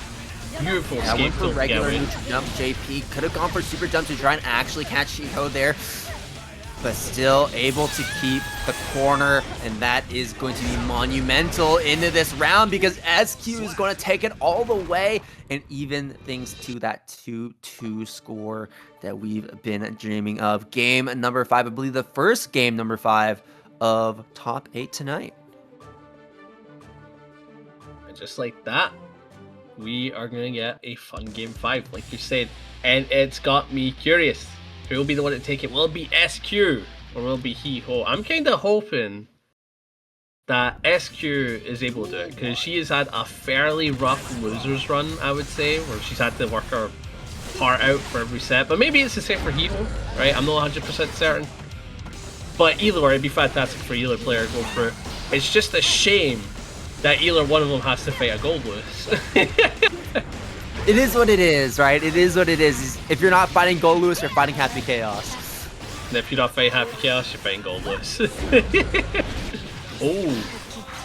The never-ending cycle here at TampaNeverSleeps. SQ, though, able to steal the corner away from Hee Ho. That is monumental, but a smart deflect shield perfectly timed being used there on that tap dust attempt from SQ, and able to steal a corner right on back. Take back what is rightfully his, and that is going to be that round. Going to Hee Ho now on set point over SQ. SQ going to be getting that burst back pretty soon, though, so you do have to worry about that here. Nice. Quick the throw. Able to set up that sword toss into another throw. SQ going for the strike throw game plan. And then the strike came to play, but nothing of it. Good blocks from Hee Ho, and able to get that air confirm off the JD. Just really placed it well enough to get it confirmed. And now it's all about the neutral. Has to play it calm, because if we go for the aggressive, SQ will reverse it with meter. That is what's going to happen. Oh! Oh, it's tense, man. Red RC. Sword toss. I think we're going to go for the full Rekka sequence. Full Rekka sequence. Yep, there it is. And then because it connected, we didn't have to red RC to keep that pressure going. And the idea behind that is because SQ wants to buy time for those swords to return so we can keep on looping that pressure. So it's like, if it's on block, we red RC, keep it going, toss the swords yet again. If it doesn't get blocked, then we just continue the combo and toss the swords yet again. Yeah, I think people put it best when it comes to Rekka. Honestly, just block it all the way if she's got a bar. Like, there's no reason like why she wouldn't, you know what I mean? But it does appear Hee Ho will be taking the set off of a punish. Beautiful jumping, able to convert and then reset it after the burst. Beautifully done to take the set. Okay. This is gonna be an odd one to watch. Actually, both players have a flash kick and DP. It's going to be very awkward. A ton of back and forth on the defense and a ton of baiting for sure. Right. 2K2D, good start here for SYMPHUUKAI. There's the laser, and there it is. Okay, so that's how you combat the laser there. Because of the start that's tied to it, you can afford to just jump right on over. And what's really special about how Leo interacts with the laser in this matchup is because his airbuds can reach so far, he can just go for a neutral jump and still hit you while still being safe, right? You could attempt to anti-air him, but the dish point is something that you have to worry about. He's genuinely just built for fighting in the air and fighting on the ground a lot of the time. He's just good to go, you know what I mean? Right. Oh, able to send the stance follow-up, just sending that hit, and SYMPHUUKAI gonna be taking a decent bit of damage, but luckily Unika is decently tanky, you know, she can take a hit or two. Good blocks. Right side, went for the deflect. That must have been an accident. There's no way you meant that, and unfortunately SYMPHUUKAI gonna be paying for such a mistake. My goodness.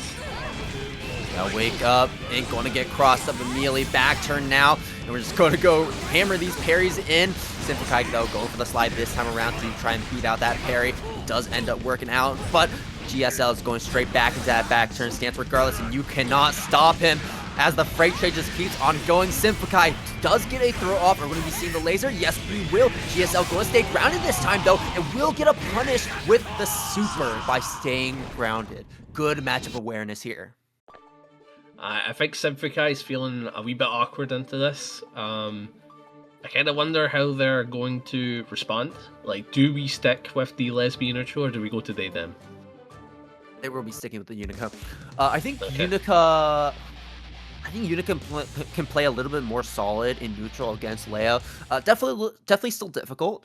But with Testament, I think it requires too many moving parts. They're also like way easier to interrupt. I think that is the correct way to think about that, actually. Yeah, there's a lot of set pieces that are just very easy to go like, no, you don't get to do that. In this case, it's like Unika can also do that in this matchup. You know what I mean? Like we just saw it there, beats the flash kick with the projectile. You know, there's a lot of options for both sides. Good denial. Yeah, in order to jump over that laser, you either have to like really just bank in on it, or you react to it. I mean, you can't. I don't know if you can really like consistently react to it, but it's just something you have to look for. Oh my god. That was a bit of a steamroll for SYMPHUUKAI, not gonna lie. At that point, I was just sheer like go, go, go, go, go, and we didn't stop. Okay, 2D is big though, and pops out of the way of the DP, getting in that with that punish with the back turn S. Burst does come out from SYMPHUUKAI, want to keep this corner position, a very aggressive burst decision, and a burst comes out from GSL, weaving right on through those lasers to approach. SYMPHUUKAI sends out the super to make sure that we can maximize the amount of damage from this and get that wall break as well. The question is, when are we going to go into back turn? It looks like we won't go into back turn, just holding on to that 5H, I believe, to go for that upper body invulnerability with that parry, and ends up pointing out there. Yeah, a lot of damage in that scenario. Amo just run it. Continue on. GSL. Try to go for the jump in, but a good denial, with the 6 speed. That is one thing that Unika also has, really good anti-airs, both being the 6 speed and the 5H. Using them in the right place. Deny get-ins, but it does appear the GSL doesn't give a damn, just keeps going for it, and is able to brute force his way in with a throw. Being sent through the wall. 5P gets tossed though. I think GSL had the same idea of me trying to go for a tick throw.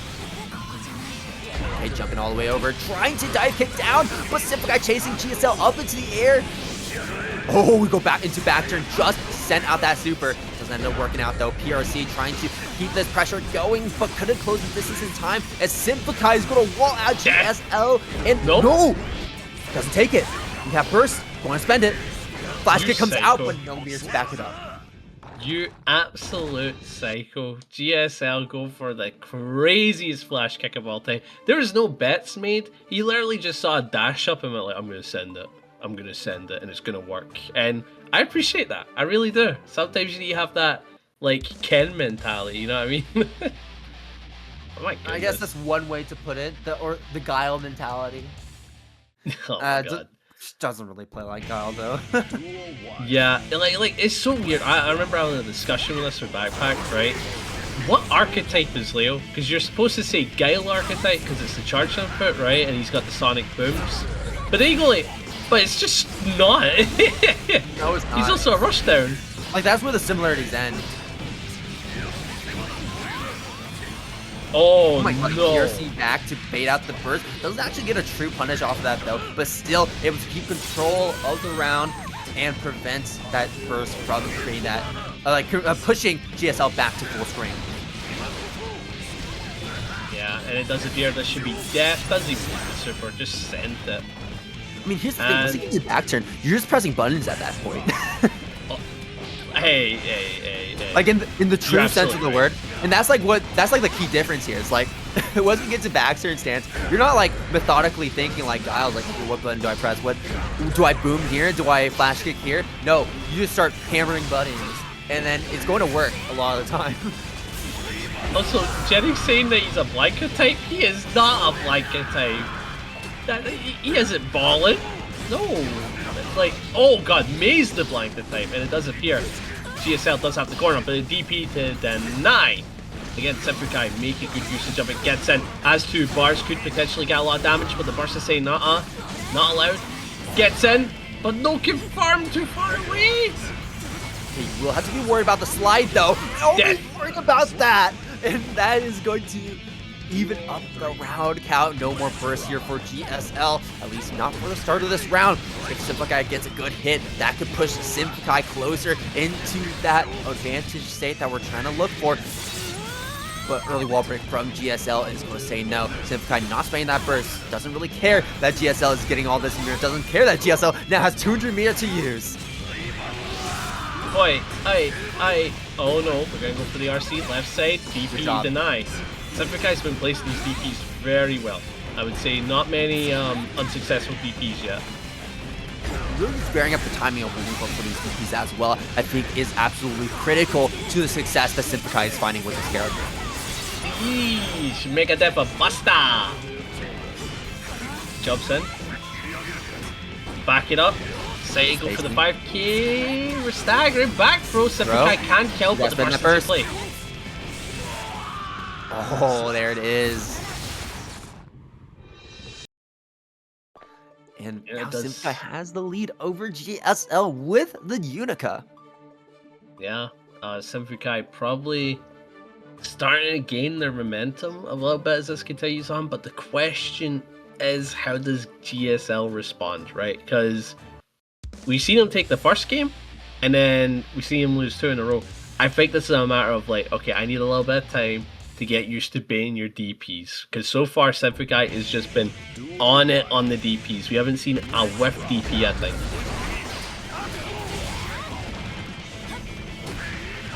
Yeah, that did whiff, so GSL going to take the opportunity to move in and got close enough for the parry to connect. DP now, this is the second time we see that DP whiff here from SYMPHUUKAI in this matchup. In the set, and I think both times SYMPHUUKAI has just opted to spend that burst to prevent what would happen after that. But now it's going to be a little bit difficult here because we're going to be tossed into the blender almost immediately afterwards. We're going to be getting a lot of meter. 2D counter it. This is big for GSL, and we might be able to kill as well. Super, yeah. Eee, send you through the wall. So much damage dealt, and it does appear that GSL is starting to adapt, starting to get a bit more go, but getting caught by SYMPHUUKAI. Time to go to the wall, getting a decent chunk of change. Yeah, that's a lot on Leo. Leo's fairly tanky as well, so that's a lot of damage. Right. Flash kick, flashing, no cancel. I don't think you can. You can't cancel off those DPs. So, that's that's just going to be the round there as we even things up pretty darn quickly. Oh, big throw. GSL is actually starting aggressively on this round, and it's probably the way to go. Baits the DP, and it's like I was talking about. You bait one of them, and just like that, you've gained a massive advantage. Massive advantage is an understatement. It does feel a bit like a checkmate here, especially after that with throw. Just a little bit of a shimmy coming in with GSL, and that is going to be another round in the books here for GSL to get another point on the board, keeping up with SYMPHUUKAI. Yeah, and now we're getting to game 5. Either player's game. Will it be GSL or will it be SYMPHUUKAI? Will it be the Unika? Will it be the Leo? And I'm kind of hoping to see a bit more of that Gorilla go through. I'd love to see a bit more of that Leo. I'm gonna be real. I'm gonna be honest. I think, honestly though, but this might be SYMPHUUKAI's best run in TNS so far. I mean, there've been so many TNS skill to gear strides, so I can't keep it with all of them. But as far as I know, this might be SYMPHUUKAI's best one. So potentially SYMPHUUKAI could make it even further. We'll see. GSL definitely has shown to be the more consistent player, making these top 8s, making it very far in top 8s as well, and is going to make sure that he keeps that trend going as we have a magnificent lead to start us off. A perfect to push GSL into set point before SYMPHUUKAI. Very nice. Back turn over it, another great way to start things off, especially because SYMPHUUKAI doesn't have that burst available to them. Running right on through back turn yet again. Good block on the cross up this time around. Avoids the back turn S and is able to punish that parry, but unfortunately not able to get that punch because the burst came out from GSL, expecting another burst from SYMPHUUKAI, but that DPs, it will be coming out instead, and SYMPHUUKAI is going to bring us back to mid-screen, holding on to that burst as a resource and starting to deal some more damage. 2 GSL staying in the game. Big hit, big opening. That's going to be a wall break, and that's going to be positive. And just like that, you've equaled it up, but you're still at death's door. The positive being you do have burst, you do have 2 bars, but you won't get to use it. I'm always down for something like that. Here we go. Hee Ho. That's not what I meant. Moment of truth. The moment of truth. Oh, wait, well, assault. Alright, we're already starting with gap assault. I think my prediction's wrong, and you've got it on the nail. Goldlewis is taking this. I think Lasagna Slayer is already feeling himself here. Burn it down as well. Okay, Hee Ho's trying to outrun it for a little bit. Counter hit. That's dead. So how are we feeling about who's winning here, Panda? Give it time. Yeah, not give it time. That was just round number 1. Anything did change. But a magnificent first round to Lasagna Slayer. That was like the textbook Goldlewis round if I've ever seen one. You get them in the corner early, and then you prevent them from getting 50 mirror to work, but to try and escape that corner position. But now this is looking like a textbook Millia round now too, right? Because you know, you're keeping Goldlewis from doing anything. Millia does like big bodies and being able to just move all around them and take advantage of their big hurt boxes. So we're seeing a lot of that right here as we're looping that pressure. Oh god, the laser. No matter how good your movement is, you ain't exactly avoiding that one. But Hee Ho defends well. Just looking for the next opportunity, but the big trade on the 684 is actually massive for Lasagna Slayer. But can't beat the YRC after a behemoth. Has to play it cool with that bar 684. Laser. Oh yeah, that laser. Oh, we tried to go for a throw to get a bit of invincibility against the burn it down, approaching their location. Oh, no, you're that's dead. dead. Why are you? No, I TG? I feel like if we just went for BT, that would have been dead, right? Because I feel like we can just combo right off of that without 2H. Dude, all you have, yeah, you're right. You just had to do OTG Behemoth. As someone that knows a good bit of Goldlewis, because I've been commentating with a clown for years, you could have killed the OTG Behemoth. Like that was it. I also just wonder too if that was a missed input or we're really just baking in on that 2H hit. Either way, as honestly I did go down because of it, but it's looking pretty solid here in this round at least. Might not to kill just yet. You know, on the roast, but it can absolutely take a win here, especially after with BT like that. Great punch for that 2K2D, getting that knockout, staying at the disc. Good block on that overhead, but doesn't tech the throw, and it's going to be looped in this pressure yet again. Burn it down once we get a little bit of space. Oh, you YRC'd a little too early. Yeah, gets punished by the laser. Good play from Lasagna Slayer, utilizing the meter and just played escape. Just the right play. Dude, Lasagna Slayer loves that Superman. He does. Honestly, you have to love that super as a Goldlewis. This is the most I've ever seen a Goldlewis player use that super. Yeah. I mean, it's a good super. I'm just saying it's very funny the amount of times he's using it. Yeah, no, I know what you mean, man. I know what you mean. Yeah, someone in the chat gets it. Backpack bench. But like, it's the nature. It's the nature of that super. It's like you have to just send it in some of these matchups. This is one of those matchups where you just send it, you know? Like, what's Millia gonna do? Oh god. Blocking the cross up the Behemoth, 2K2D. Burst on the 2K2D, not wanting to allow the pressure to start from Hee Ho. Clash with the Artemis, and Lasagna Slayer really backing up. Oh, nice. Playing it patient. I like the patience, I really do. Not just throwing out the JDs like a madman. I feel like too, like Lasagna Slayer is using Burn It Down a lot. Also because we just don't want to think about trying to catch Millia, right? I was like, okay, this is going to push Millia to me. I'm just going to jump a lot.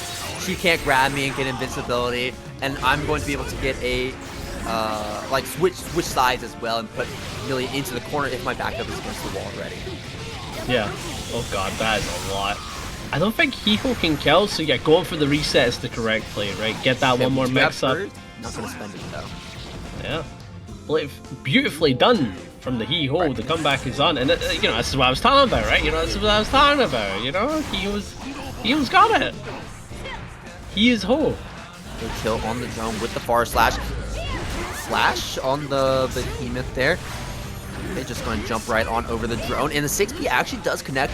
6P can be a little bit awkward because we don't really have a lot of horizontal reach with it, but it is a pretty solid anti-air just because of how much vertical reach it has instead. And so while you don't see 6P from Goldlewis used as a counter poke that often, you'll see it used a lot as an anti-air. Oh, nice. I like that. Beautiful 6-4 to make you a block going to the drone. Lasagna Slayer staggering in a lot of these kicks into the behemoths. Not close enough for that 6-4 connect, and Hee Ho taking full advantage just like that. It's his turn. But no, the far slash confirmed utilize the meter just to make sure. I like that play from Lasagna Slayer. But here we go. Final round in the second match. This could dictate it all, because I think my prediction will be 100% wrong if Lasagna Slayer wins this. Oh no, okay, 2H just not going to connect there. And Hee Ho dropping right on out of the combo, which is very monumental because Lasagna Slayer could have gone that corner position right then and there. Hee Ho spending the burst immediately on the counter hit BT for good reason as well. Burn it down does come though, and Hee Ho is now going to be put in the corner one way or another. I like how Lasagna Slayer also responded to Hee Ho jumping out, chasing him down with an air button of his own, but you still got to be careful. You can't preemptively go for these that often because if Hee Ho stays grounded, then you're just going to get anti-air, then you're going to get stopped in the process like we saw there. But Lasagna Slayer spaying that burst very smartly, and that is going to be Lasagna Slayer keeping control of that corner and getting the kill because of it. Honestly, just play that one scene from One Punch Man, you know what I mean? Where it's like the big fist and it just says death. Like that was it, man. Yeah. Beautifully done. And it does appear that I think I'm wrong on this prediction. Unless Hee Ho goes absolutely berserk from here. I don't see it happening. I think my prediction's wrong. Is that a reference, Lady Maria?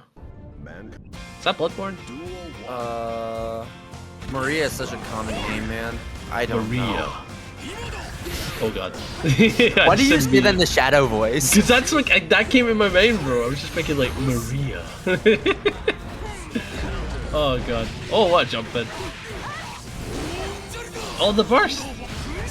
I'm thinking Bloodborne. Yeah. Nice, going for the 2-piece. Decides to back up. Shimmy ya, and just like that, you're on the offense right side. What gets IBF'd? That was very weird.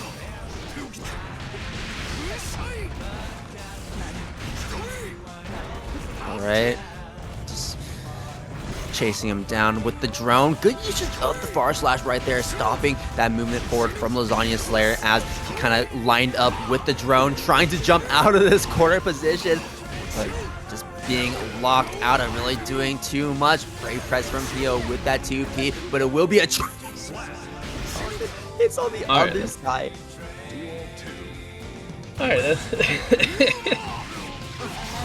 oh my god, Hee Ho just doing the standstill right there. Okay, what are you going to do, Lasagna Slayer? Run up 6P? Sure, why not? And Hee Ho, miraculously, with that round start, is going to be getting the wall break. Good there, tech. Going low, decides to jump in, right side. Oh my god, clean hits, beats the burst. This is actually what you need for the comeback. But it's all about what happens here, because you've got the burst advantage. You just have to do your best and not give it up in this round when you get the final hit. You need that final hit, but you cannot give up burst. No! That's scary. I wish you the best of luck. This is looking tough. This is looking very tough. Round though. I mean, hey, we got the round at the very least. We don't have burst, which is scary. Maybe go for a bit more of a passive approach, but good response there with that 2P, catching the gap in between those BTs from Lasagna Slayer, setting up the disc, trying to go for the cross-up, and getting a throw as well. Finding that punch there against Lasagna Slayer, 2K, 2D, disc set, a cross-up. We are just mixing up Lasagna Slayer in this blender. My goodness. Here's the bad moon. We got the burst back from Lasagna Slayer, but Hee Ho has done so much to that health bar already. It might be a game here for Hee Ho. Burst is going to come out at some point, tries to bait it. Oh but no. Lasagna Slayer finally using it. Oh Hee Ho has no resources left. Oh no. Goldlewis can win off this. Down with the system. Full damage. Oh my god. He can win off this. He can win still off don't this. have burst. We have 100 meter. We're going to be using that deflect shield right there. Oh PRC my forward. goodness. Dude, that was so terrifying because a single 6P from Lasagna Slayer would have done Hee Ho in, would have sent Hee Ho to the funeral home right then and there. The Hee Home? I'm sorry, that was bad. That was even funny. But yeah, no, that was tense because genuinely, that could have been a very, very losing scenario. Honestly, like that, you get the hard knockdown and then you just run offense from there, play around the meter, and Hee Ho played perfectly with the meter. There's no arguing it. Just very well done. Hee Ho has an opportunity, but my goodness, man, yeah, you've got to work so hard because if your first win is down to the wire, I really hope that's not the rest of the set, because my goodness, your heart's gonna go. Your heart's gonna go. You'll turn into an old man by the age of 40. Hey, they're Millia players. You think they aren't already stressed 24/7 that any character breathing on them is going to kill them? Oh my goodness, man. Like, it's not a fun life, man. Just play pot. You have a lot of health, you know. You ain't stressed. And you go like, I've got another character's health bar, I'm fine. Oh, into the super. Alright, pop in the winger. I'm noticing that Lasagna Slayer can't really get a foot into this round. Sure, why not? It works. That was charged as well. Oh my god. No. Wait, you just died. You just died. Minigun routing. No? Are you kidding me? What? We got burst back this time. Are we going burst? No, I said not going to gamble on this one. But oh my god, we actually just straight up almost died there. Yeah, no, I'm surprised that Hee Ho bursted there. Don't get me wrong. Worked out. Absolutely worked out. People are saying theft. I think it's deserved. That 6P was pretty good. I felt that. Oh god. That's dead though. No. Yes. No. God damn. I'm not good at this. Like, Stage Jam would retain all my points, bro. Literally. Richest man alive. Oh, what a jump in. I just like Hee Ho's on it. Solid hit, able to confirm. Goes right side. Goes low. Tries to keep it cool with the hair card. Good punishment in 684. That's allows Lasagna Slayer to actually get in. Just like that. We're into it. Just staggering 684 because it's a meter. You could wait, no, that's an unfortunate mess up. That could have been a death combo. Could have been. There's a throw though. Wait, we might be able to lock Lasagna Slayer out of the game. No, never mind. The 2P catching Hee Ho as that JD completely whipped. Definitely not on purpose. Burn it down, coming through. Mash out that 2P to lock down Hee Ho. Catch that approach. Oh no, that's it. No, it's not. Hee Ho still able to escape, still able to weasel their way out, but no resources, and that BT sealed the deal. Because more than likely, whoever wins winners finals wins the tournament, right? Yeah, it does feel that way, right? And considering Jackson winners finals, and we're listening to Crawl, I wish Kshu the best of luck. Barry getting the first hit. Burst comes out from Jack pretty early on, but as we try to set up the gunshot, we just go straight into the Chemical Love to check Jack. I like that too, that we weren't really afraid to go for the Chemical Love as well, because Jack had yet to establish Curse. So because of that, the accuracy is going to be a little bit wacky in terms of will it actually connect with the Chemical Love or not. Yeah. Oh nice, the patience to just back up, but Jack with the anti-air decides to give up the burst. Not a bad idea from Kshu. I like giving up the burst as soon as possible. That way you're not playing into positive bonus like RPSs, using like RC and all that. I'm a big fan. I like that. As you can see, it's allowed Kshu to turn the tables after getting hit. Oh, there's the burst, and Kshu just doing so well right off rip here against Jack, taking that first round pretty handily and looking really good in this round as well, as Jack is not managing those resources. Very unlike Jack, as we're not able to finish the combo because of it. Oh Christ, what counter hit. Unfortunately, it doesn't block the hit right on afterwards. Deus Ex is going to send Kshu spinning through this wall. Not going to be still alive. Kill just yet. Kshu holding it on with a thread, and unfortunately, the dream will not be met. No 2 rounds in a row here. You're playing against Jack here, one of the best, most solid defensive players we have, and is now that ball has been thrown back to Jack's court as he will be taking control of this round. Start us off. It is insane because he started popping off as soon as the chorus kicked in for Crawl. I'm just saying, it's almost like his personal choir, bro. I'm telling you. Oh, yeah, denial. That concentration avoids the chemical love just barely and going to run right on in as Kshu just left sitting there. Slappies. Saying it for the wall. Jack decided to play it cool. The dive bomb RC, but I got bait the burst and Jack sends it. Not a bad idea. Has so much VR to work with. We're going to see so many quick PRCs or RCs. Who knows? Whatever. Ain't gonna matter. Burst on the table for Kshu. Both have a bar. Who's going to utilize it? Dive bomb gets the hit, and Kshu as a dominating scenario. What's it going to be? Backdash out. Avoids the low. Doesn't avoid the dive kick though as it connects, but unfortunately whiffs the overhead. And Jack, immediately recognizing the whiff, is able to find the anti-air as Kshu attempts to go for the yet another overhead as he falls down. Great awareness to Jack, and unfortunate whiff there from Kshu that gave Jack that opportunity to sneak that win. And I think that first match is going to dictate how the rest of the set plays, because that was down to the wire. A lot of good plays back and forth. Could have been either player's game, but in the end, Kshu takes off of an immaculate play using the meter. Then we head into the second match. Let's see who will be taking the lead. Oh, nice. Backing up, Jack on the attack, gets the throw, and Kshu already having it hold the pressure, my goodness. My words today, Salty, they're disappearing.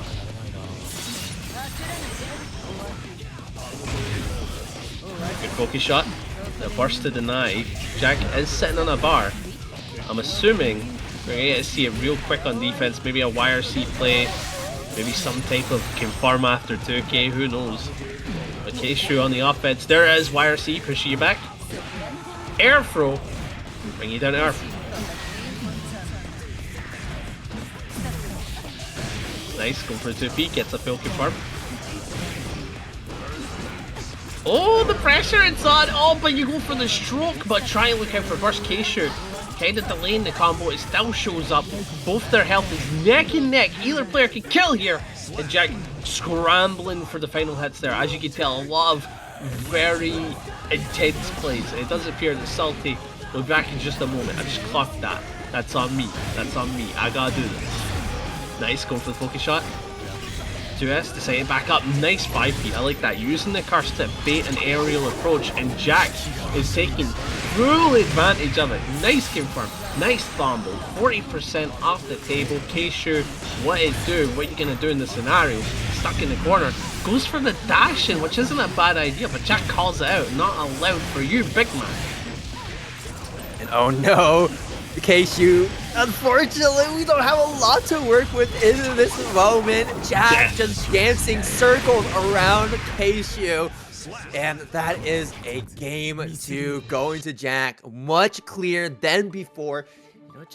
You'll take that first game against Jack, and you think you're looking pretty good, but Jack always finds some way to just like completely disassemble you, surgically take your game plan apart, and just go win round after round. And that's what we're seeing right here. Jack with 2 points over Kshu, just needs to win one more and has secured winner's side grand finals. And let me tell you, winner's side grand finals, Jack can feel nearly unbeatable. Now we have seen Kshu be in scenarios like this before, right? We're talking like down 2 games, down 1 game, and then the comeback comes on. So I'm not gonna look at this and be like, oh dude, Kshu might be out of the running. I'm looking at this like, this could be the comeback. This could be the start of something good, you know what I mean? Yeah, it could be, but it's not the best matchup here compared to the other characters that Kshu has played in the past, right? So I'm sure that's also going to be playing a factor, but still though, Kshu playing very well, moving around these gunshots very well, and just doing a really great job of just checking Jack when we can. These chemical loves have been so well placed at just checking Jack when, like, okay, he's trying to reload his gun, or he's trying to get into the ready stance to start firing that gun at Kshu, whether he's trying to approach or whether he's trying to zone Kshu out. Oh god. Stroke PRC, stroke again, good block from Jack, blocking low that time. 1 bullet left in the chamber, no bullets left in the chamber.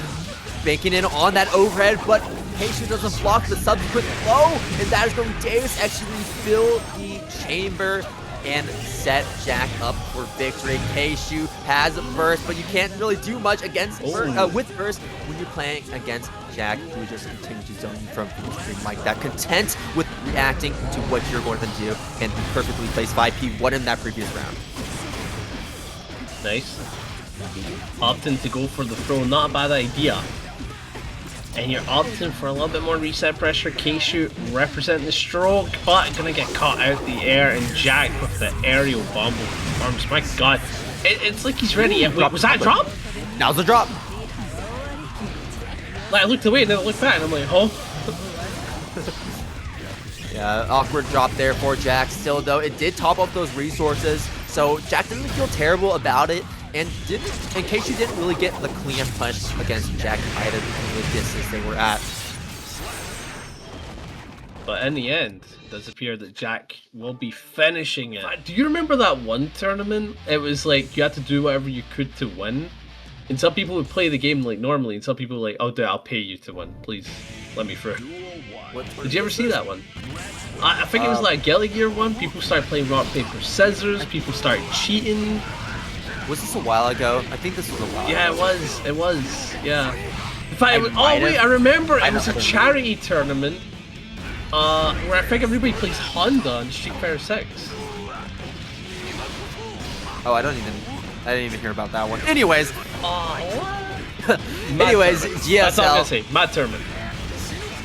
Just running down Lasagna Slayer until we got put in the corner like that, and GSL just started welling on Lasagna Slayer with the BTs right there. Burst came out from GSL to get out of that position, but getting put back into that position as we try to go for that back turn stance. Ooh, down was the system. Sending it, getting the kill. Beautifully done. GSL up 1 in terms of the rounds, has to get another one. I don't think. No, sorry, not GSL, Lasagna Slayer. Oh my god. My brain. It's getting warped. Nice. Playing it cool to set it back up, but it does appear that GSL's trying to take ground and just parrying for the minigun. Great, because you just made them waste security. I like that. Beautifully. That intangibility goes right on through, and then the super to send Lasagna Slayer through the hook, line, and sinker here as Lasagna Slayer is looking a little worse for wear here in this round. Red RC back into an attempted back turn stance. Unfortunately, won't be seeing it through as Lasagna Slayer was easily able to react to it with a throw of his own.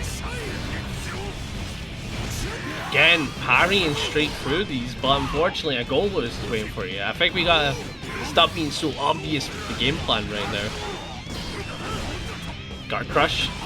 Overhead, and just like that, GSL's tied us up through the wall. There we go. Round a piece, and then we're going to see who's going to break away, get the first game. And I do believe, oh god, that it's going to be scrambling. I'm talking like final HP scenario type thing. That is very much in the books here. Drone coming through, being so consequential there to Lasagna Slayer, winning that interaction, winning that neutral position. And now GSL does not have any juice left in the tank for this round. That will be a perfect going to Lasagna Slayer. Crowd favorite here. As yeah, that were no back and forth. Yeah, takes that first game. No back and forth at all. Definitely not in the books. Maybe will be in the books in the future. But that one was a dominant Goldlewis round if I've ever seen one. Yeah. I do believe the more we go on here, that Lasagna Slayer is starting to get his footing, but what's going to happen is GSL, Gaysexlegend, is going to mix up on those flash kicks, and I think that will really cost Lasagna Slayer. But until that point, we just have to wait and see, but it does appear Lasagna Slayer is already off to the race. He's getting so much damage. Trying to go for a throw, but a little too late there. GSL sends Lasagna Slayer through the wall this time around, as Lasagna Slayer unfortunately dropped the combo that would have gone that wall break. Oh, going for the super raw. Again, like we talked about earlier, can't go wrong. Super safe. Oh god. Nice. Backing up. Shimmy ya. Doing a little bit of careful play, sends a super again. Can't go wrong. No, you can't go wrong. You could go very, very wrong. Might go. That's just gap. That's actually just gap. Like, there's no denying it. That was just a good play. Okay, flash kick attempts, but it just gets smoked out. Jump from full screen. Danger state there for GSL. Gotta approach and finds a counter hit on that approach. Exactly what we want to be seeing for GSL. What's the fault going to be? Hit. Can't convert off it. 6P, that's big. The meter should be enough. Yeah, straight for the wall. GSL tying this up yet again. But will be another domination from either side. It does appear that GSL is already on it. Gets another clean whip punish. That's something you gotta be careful with Goldlewis. You're gonna get whip punish for any play you make. You gotta be so careful on anything you do. Space 2K from Lasagna Slayer. And Goldburst coming out. Positive bonus now for Lasagna Slayer. YRC comes out. And he does connect with GSL, stopping the momentum that we would have gotten from that meter. Ooh, okay. Getting a lot of damage off this. What a combo!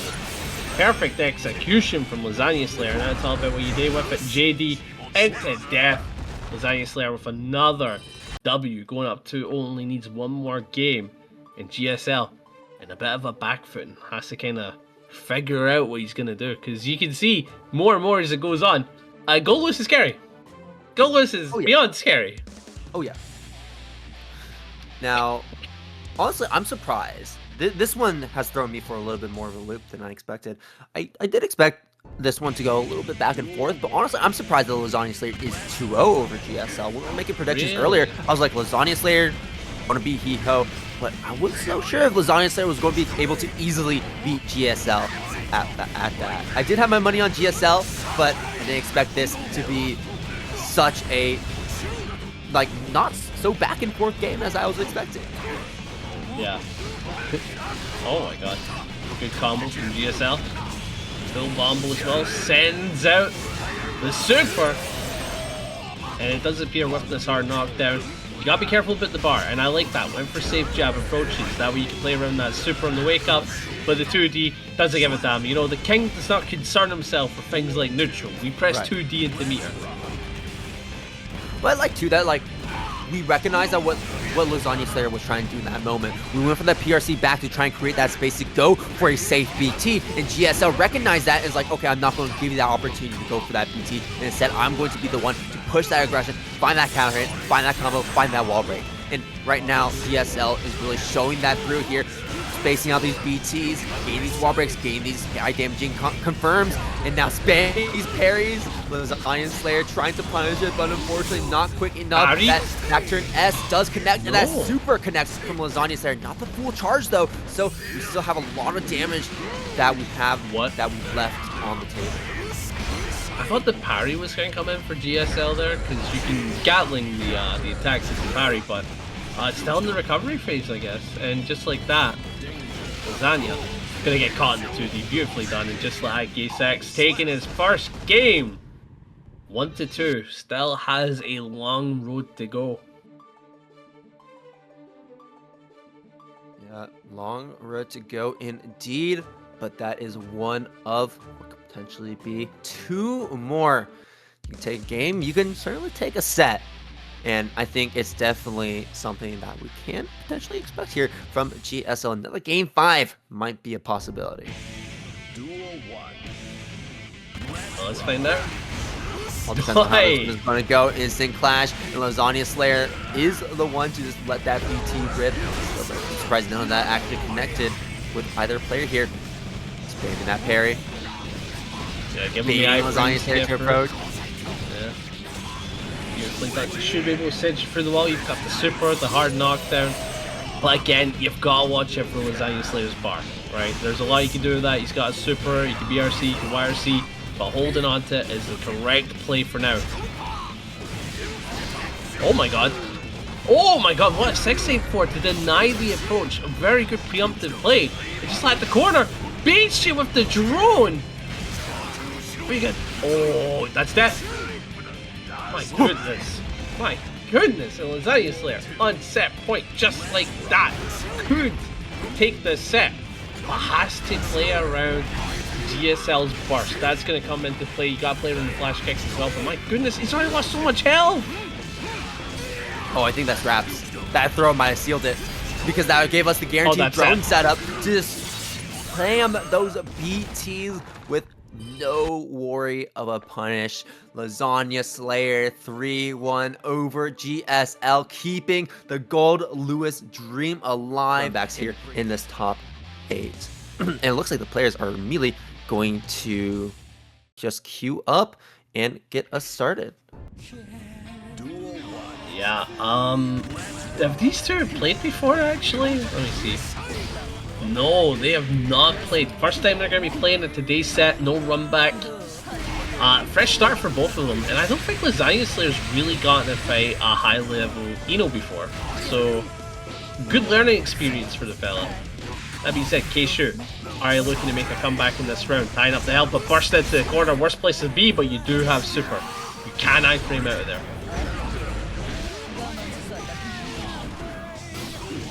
Jump in. Ooh! That was a bit awkward for sure, but he's still alive.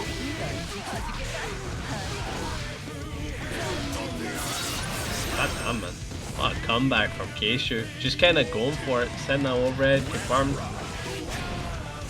So for Lasagna Slayer, despite having footing earlier on, is probably starting to feel the pressure facing someone like Kshu, right? A champion. Keep that in mind. A champion. Yeah, but one big thing too is that Goldlewis is a big body, and does take advantage of big bodies with how she can weave in more overhead than normal. So you have to be ready to deal with this offense from Eno, and I'm not really seeing Lasagna Slayer really know how to effectively deal with that. Good 6P though, catching that approach from Kshu, wanting to close that distance, and just like that, Lasagna Slayer has completely evened up the health totals and the life differential right there. Lasagna Slayer taking that round away and bringing us to the final round here of game number 1. Finding that combo with the guard crush. This is big here for Kshu as we will be getting that wall break right off rip. Oh, good air. Going for the glow slash into the massive 486. Not a true combo tool, just a pressure tool. And so far, Kshu blocking well, not going to get opened up too much here. Does have 2 bars of meter, so he can kind of do what he wants. We're talking Build-A-Bear setups. Certainly does so with the jump in. Going overhead. Yeah, again, Lasagna Slayer is not ready. Blocked the skull and is getting punished for it. We're talking 1 HP. Alright, there's the 50-50. Okay, but we just opted for the gold burst. One final opportunity, but because we try to hammer in that burn down Kshu, we'll just check him easily with that chemical love. And that's just really good awareness, knowing that Lasagna Slayer was probably going to try to hammer in that burn it down like he likes to do. So good job just using that as a way to check. And also it's because the thing is, like, it checks multiple things. It checks the burnt down, it checks the skyfish, it checks the drone, and it even checks like a full screen BT if that's what we're trying to do as well. So just using that as a pretty safe option is was the idea right there, and Lasagna Slayer fell right into it. Yeah. Oh, nice. A little bit of patience. Going for the air JP, not a bad idea. Fantastic air normal for Goldlewis. And because of that, able to steal some momentum here, gets a clean hit, should be able to take it to the wall. But not enough to get the wall splat. Unfortunate, but the low we don't even reach the wall. We don't touch the wall. We just kneel before we hit the wall. It's the concept of a wall. It is insane how much carry he was able to get off that. And didn't even need the wall. Didn't even need it. Oh Christ. I like the jump. Beautifully done. Now you've got the corner in play. Went for the overhead, but then DP super to deny. Kshu absolutely flipping the script here. Now has the corner. Do you bait that? Is that baited? That's baited. Yes, it is. And there's the punish as well. Kshu got that on lock. Oh god, chat is hitting me with like flashbacks. White Wild Assault used to guard crush and was +4 or 8. That's a thought, man. Jesus. Yeah. Oh my goodness. Getting low on Lasagna Slayer. Drone does come out, but we use that note to halt that approach from Lasagna Slayer into the stroke directly afterwards to go right on under the drone. Good matchup knowledge from Kshu to avoid that all entirely.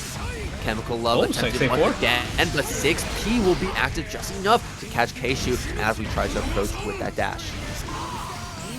Oh, that's a chase spot because the BRC.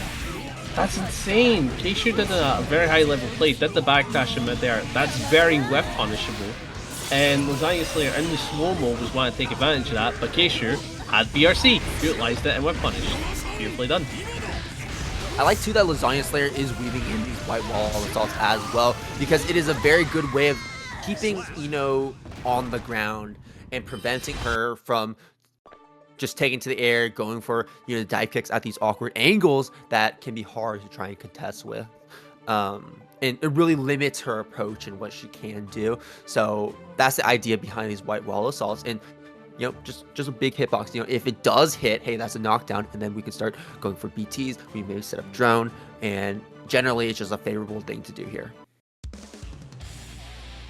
Yeah, but I'm happy Lasagna is able to take a game, because I did mention when we were getting into this, it's like, oh, you're fighting one of the top dogs, right? You're going into this, you're fighting a champ, and being able to take a game, that's confidence building, man. I'm telling you. Like, if I took a game off of someone that was a champ in my region, like Tiger, bro, I'm banging my chest. I'm going full gorilla mode. I'll be happy, you know what I mean? So I can imagine Lasagna coming into this being all like, okay, I'm feeling good. I'm feeling good. Right. All right, stroke does hit.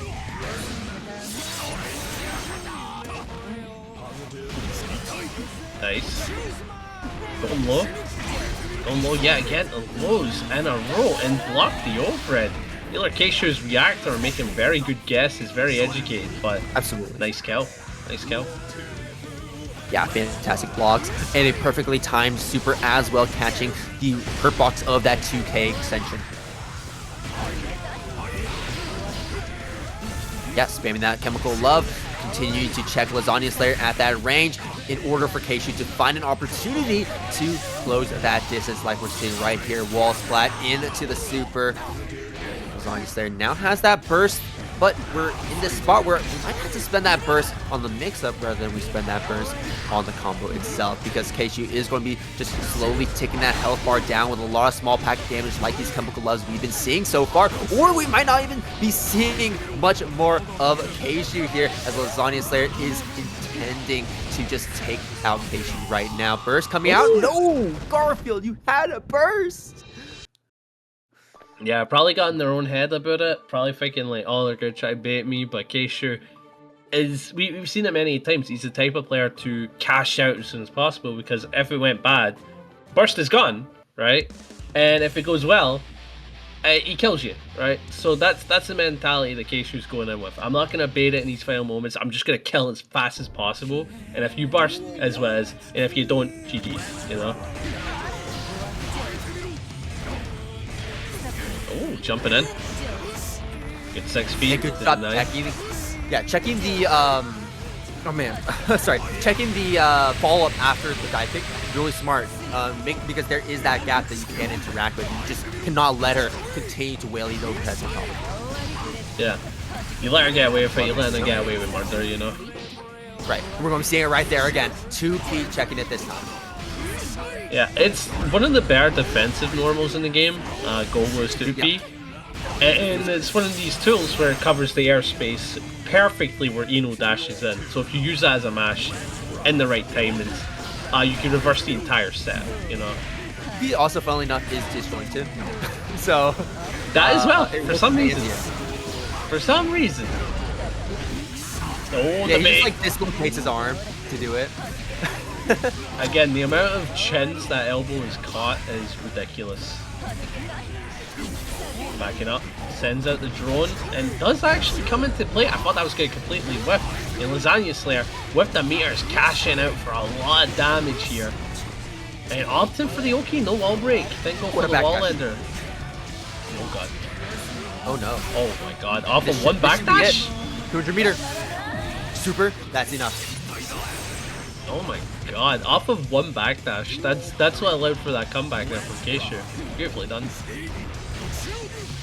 Kshu now on his set point and will be taking that burst early on from Lasagna Slayer, using the note to challenge the drone, charging up the dive fully. And Kshu checking that with the 2-piece so we don't go for any follow-up afterwards. Still though, Kshu dashing forward, keeping that oppression going, is able to find a hit on Lasagna Slayer and continue this momentum, carrying them through the wall yet again, it seems. Super here. Let's keep this loop going. Positive bonus for days. Kshu rolling in a dough. Could be the end. That's it. Use that chemical. Love fast RC to close that distance almost immediately. And Lasagna Slayer just cannot interact with an option like that. I'm still pretty ill right now. And I'm like, I can do it. I can do it. And I'm like, yeah, so far I've been fine. Right now, I'm reaching the 19-hour mark of being awake. Damn. That's when you start hallucinating, right? Like, you start imagining you're commentating grand finals with Kshu. Right? Exactly. So I know the feeling. I know the feeling where you start like weaving in and out of consciousness. No, I have an energy drink with me. That's how I'm able to keep up with the gameplay that we're seeing so far. And Jack is already going off to the races here in Grand Finals, wanting to close off the night for us pretty quickly here, as this round is just going to go by like a breeze. Perfect going to Jack. It's really setting the pace, really setting the mood here for Grand Finals. Yeah, do keep in mind, last time these two fought, Jack basically took the set with little hassle, I'll say. He definitely struggled, but not to the extent that many others have, I'll say. And Kshu is looking into this, coming like, okay, I want to make the comeback happen. I want to beat Jack. But Jack's already on the attack, man. Already on the attack, already getting the wall break, already getting the super. And Kshu has to face a hard knockdown, but luckily does have a bar, does have a burst, so there's a lot of defensive options on the table. Oh no, and that burst really just sealing the deal there. An insane set of 2 rounds there for Jack, as 1 point is now on the board, and that such a scary thing to see, just starting off Grand Finals, because we gotta get 2 sets in a row if we want to take this tournament tonight. So not the best start, but we'll see what Kshu has in store. We'll see if we can, if we're able to adapt to Jack and his play before he starts to run away with the set. Oh Christ, that's insane, is that not? Punishing the chemical love like that? It is pretty insane. Like, being able to like just deal with chemical love, in my opinion, is like, okay, you're a cracked player. Like when I see pots genuinely react like that, I'm like, okay, you need to go outside a little bit more. That's crazy. Good plays from Jack, but it does appear that we're trying to play it cool, but a beautiful stroke for the anti-air. We're talking a lot of damage here, but drops it for a reset.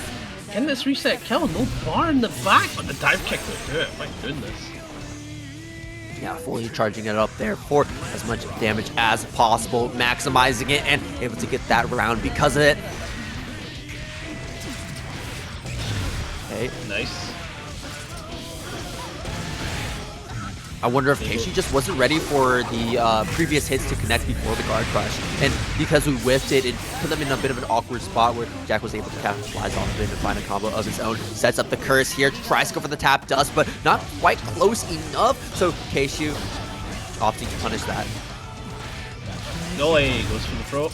Focus shot. Then we go through the wall. A classic to be sure. Send in the shots, rat-a-tat style, and just let Jack. One more round. Oh, that could have been a whiff punish and a half. I mean, despite having curse, we've just been missing so many of these gunshots here. Jack also low on bullets and low on concentration, so definitely wants to be careful with how we're going to be spending our resources here, and opting to go for a lot more of the strike throw game plan to provide us openings to go for these reload times. Yeah, there it is. We set up the doppelganger because we were low on resources. We were low on bullets. We need these bullets to keep this pressure going, because when we don't have those bullets, Kshu can just run in like this. Yeah. you ain't go through the wall, but on the lucky side for Jack, no hard knockdown, right? So he doesn't have to deal with that game plan, but he's still stuck in the clutches, but able to get out with a beautiful 2K, YRC to deny, sends the stroke, and goes for a chicken block to avoid any offensive setups that could happen there. It takes full advantage. Beautifully done. Jack up 2-0. One more game to take grand finals, and that's a $440 prize pool, ladies and gentlemen. Keep that in mind. That means $200 to Jack if he does manage to win here, which is seeming to be the case. Yet another Jack sweep seems to be in the books. You know, as much as I don't want to say it, this is probably what's going to end up happening here, as Jack has that 2-0 lead here. It's Jack time, baby. Goomba Stomp on the Chemical Love. Counter hit, getting that burst early from Kshu. Waiting out the FD, waiting to get close enough for another close slash, but Kshu extracting themselves from that situation with the backdash. Ready, setting up the gunshots. Gunshots all whipping. We only have one bullet left in the chamber. Tries to go for the 2P, but that does not hit the stroke. Playing outside the range of that Chemical Love, setting up the gun and rushing right in the moment the Chemical Loves were done. Just out of that range, dancing right outside of it. And Jack with that immaculate spacing pushes himself closer and closer to this set point here. One more opening is all we need, and we find it with the cross up. Kshu getting opened up by the bullet on that cross up, and Jack now on set point. One more round to go. The round start going to be here. Curse applied. Kshu trying their best to play as aggressive as possible, but unfortunately does not end up working out, as Jack was able to get that curse, able to get the gun right up on Kshu's forehead. And unfortunately, 2 for Jack this time. Kshu is going to bring Jack into the corner, able to get the wall break as well. This could be the start of a comeback in this round at the very least here. Yeah, it does appear FD. A B2, that is huge. That pushed Kshu out so far that they could not keep that pressure going. Yeah, and Jack did use a bar and not able to get anything out of it, so Kshu does have a good opportunity to close this round out, but we are very cautious about burst. We're seeing it, the burst is in play, but Kshu is just kind of playing like he has to look out for it, and Jack's taking full advantage, not giving a damn about the burst that he sees on the screen, and getting so much damage off of it. Has to play around the bar, has to play around the burst, and optimate his zone. The right way to go. Concentration super, we are going all in right now. Has to block the note. Are we going to spend the burst? Yes, we will spend the burst at the ready. Curse no longer on top of Kshu. One more hit is all we need here. The tech, the stroke, the PRC. No! And Kshu spends the burst to stay alive. Dashing forward, and the run up, gunshot low. Jack takes it yet again here for Guilty Gear Strive for Tampa Never Sleeps. 193.